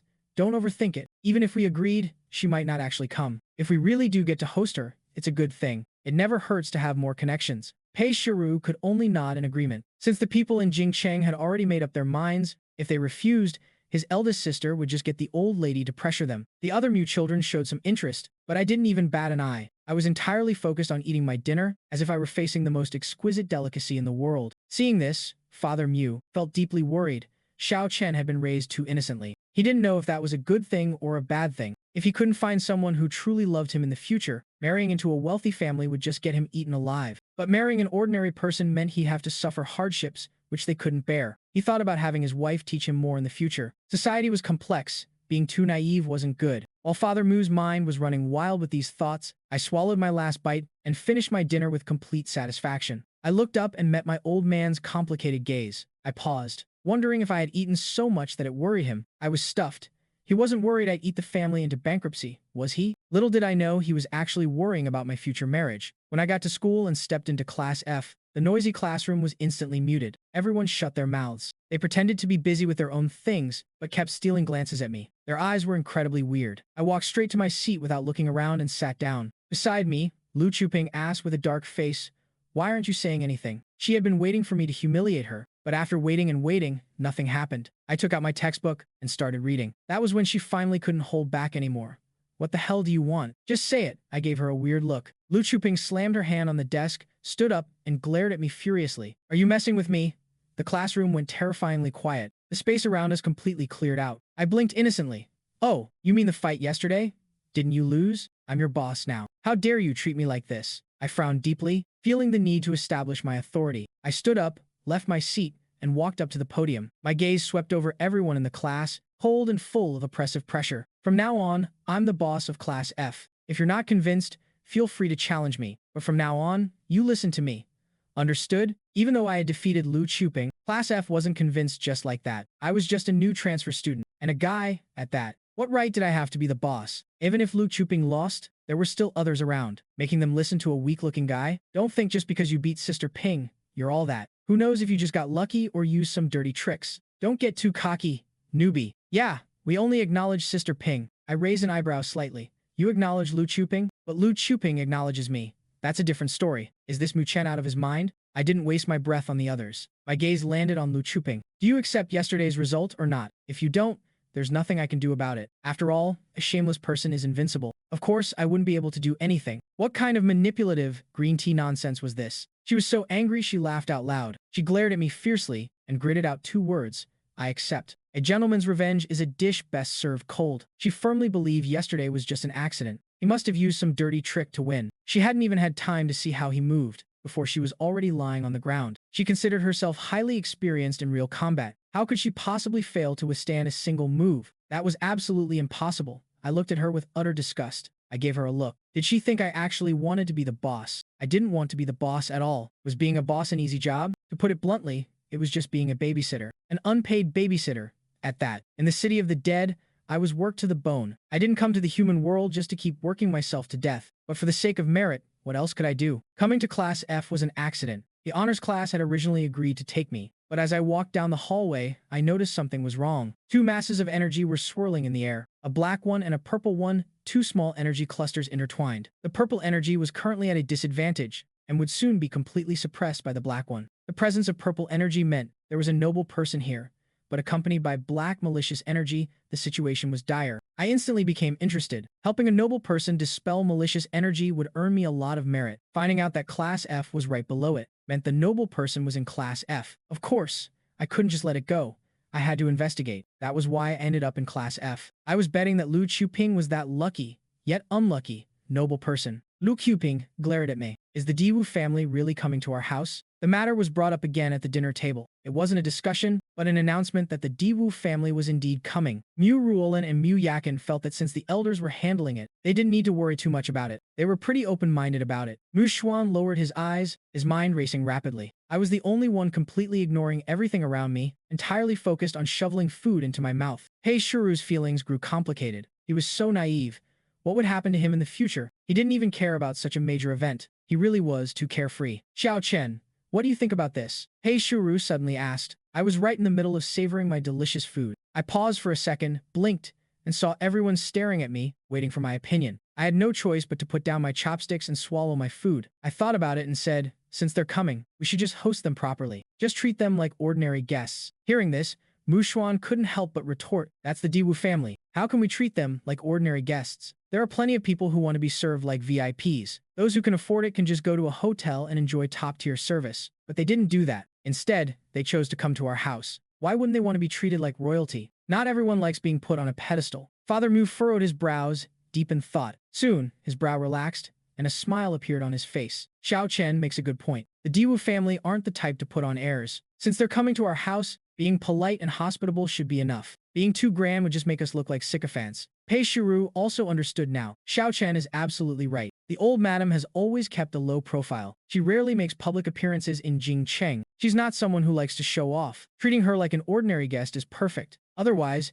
she could have easily found a much better place to stay. Father Mu pondered for a moment and said, then let's do it that way. Honestly, he found it strange too. Why would she visit a family she didn't even know? Why did she choose the Mu family? He had asked his eldest sister in Jingcheng, but only got scolded for it. She said such a great opportunity had fallen right into his lap, and he should grab it and make the most of it. Yet here he was, trying to push it away. Why did he need to get to the bottom of it? What ulterior motives could the Diwu family possibly have? Even if he gave his family business away for free, they wouldn't want it. He had hung up the phone right then and there. The Diwu family couldn't possibly be plotting against the Mu family. Since they were coming, he might as well just accept it. As long as they didn't offend the Diwu family, it would be fine. He had no interest in any potential benefits. His sister could scheme for those herself. The matter of hosting the old madam was settled. Seeing that they had actually agreed to this, Mu Xuan didn't know what to say. If this wasn't pure nonsense, what was? They were just letting him make a fool of himself. They were joking around with their future and reputation. He wanted to say something, but swallowed his words. Forget it. He'd figure something out once the Di-Wu family actually moved in. He made up his mind to look out for himself. I didn't care at all about the guests coming to our house. The old lady had nothing to do with me, and I didn't need to entertain her. I was better off figuring out how to fully subdue Lu Chuping. In the blink of an eye, more than half a month had passed since I enrolled. I had adapted very well. I felt that kids these days were incredibly lucky. Even boys could go to school. As long as they had the ability to learn, they could keep studying. This was a wonderful thing. I had definitely never experienced this before. The people in Class F watched as I unilaterally declared myself the boss. During class, I was attentive and well-behaved, never causing trouble. After class, I diligently reviewed my notes and did my homework. I was clearly a model student. Our Class F isn't a class for nerds. Sister Ping, are we really just going to let this continue? He's going to turn us into nerds. Jining Shuang cried out in frustration. Mu Chen is going too far. It's one thing for him to play the good student, but he's forcing us to do it too. He won't let us mess around or disrupt the class. No skipping class, no skipping homework. It's absolutely ridiculous. He even does random spot checks. If we can't answer, we get punished, and we have to keep at it until we understand. He's not a student. He's the homeroom teacher. Even Big Lu isn't as dedicated as him. Is he sick in the head? Lu Chuping's mouth twitched at the thought of this. At first, he provoked and defeated her, suppressing all resistance from Class F. She thought he was some badass about to do something earth-shattering. Who would have thought he was just a legendary study maniac? Lu Chuping was incredibly annoyed too, but she couldn't beat him in a fight, so what could she do? She hadn't expected such a bizarre situation. She refused to accept that she couldn't beat him. She wanted to regain her prestige but was afraid of losing and humiliating herself again. She had to make absolutely sure she wouldn't fail next time. She felt that Mu Chen was far from simple. Let's put this aside for now. I need to make a trip back to Jingcheng. We'll talk about it when I get back. Lu Chuping said irritably, furrowing her brows. Her tone was laced with intense frustration. Jining Shuang silently gasped. She didn't dare say another word. Anyone familiar with Sister Ping knew that she was extremely resistant to going back to Jingcheng. Every time she returned from Jingcheng, her mood was terrible. She would be gloomy, depressed, and violent. No one dared to cross her. Lai Qingqiu patted Sister Ping's shoulder. If something's wrong, just tell us. Don't carry it all by yourself. Jining Shuang quickly chimed in. Yeah, Sister Ping, we're sisters. Lu Chuping let out a scoff. She shot them a sideways glance. Going back to Jingcheng isn't like walking into a pit of fire. What are you so afraid of? The two exchanged glances but stayed silent. They were afraid of what happened the year before last when she went back to Jingcheng. At the time, they hadn't thought much of it, but she came back half dead. She was covered in cuts and bruises. Beneath her clothes, there wasn't a single patch of uninjured skin. She was red, swollen, and bruised purple all over. It looked like her blood vessels could burst at any moment. Even the lightest touch made her tremble. It took her over a month to recover. Once she healed, she went back to her usual self, as if nothing had ever happened. They had tried to ask her about it, but she became strangely cold and distant. The way she stared at them was terrifying. They didn't dare ask any more questions. It had left them with psychological trauma. Knowing they were just worried about her, Lu Chubing smiled. A trace of warmth flickered in her eyes. All right, stop acting like a bunch of wimps. I can protect myself. I'm not a kid anymore. I know how to fight back. On the third day, I noticed Lu Chuping wasn't there. I thought she was just late, but it turned out she was absent. Iweva Ji Ningshuang. I gestured to her like I was calling a puppy. Ji Ningshuang wanted to ignore me and pretend she didn't see, but she suddenly felt a chill run down her spine. An icy aura enveloped her. She shivered from the cold and reflexively looked over. She saw me staring straight at her with a smile, but my eyes were ice cold. She couldn't help but tremble, deciding it was best to just go over. Otherwise, she didn't know what the consequences would be, and it definitely wouldn't be something she wanted to see. What do you want? She asked defiantly, her tone fierce and hostile. Where's Lu Chuping? Ji Ningshuang wanted to snap back, but meeting my dark eyes, she didn't dare. Sister Ping took a leave of absence. She's not coming. I rested my chin on my hand, deep in thought. A leave of absence? That's not good. Her luck was terrible, and disaster was looming. Her soul was already unstable. The malicious energy had completely suppressed her purple aura. This was definitely not a good thing. Where did she go? What is she doing? Hearing this interrogation, Ji Ningshuang blew up. What are you doing? Interrogating a prisoner. Even if you crowned yourself the boss of Class F, you have no right to treat us like criminals. I looked at Ji Ningshuang with a baffled expression. I was honestly speechless. On the third day, I took a leave of absence. The Mu family had decided to treat their guest normally, but they still had to keep up appearances. With a wave of his hand, Father Mu mobilized the entire family. Everyone took the day off to welcome the esteemed guest at home. I had no objections.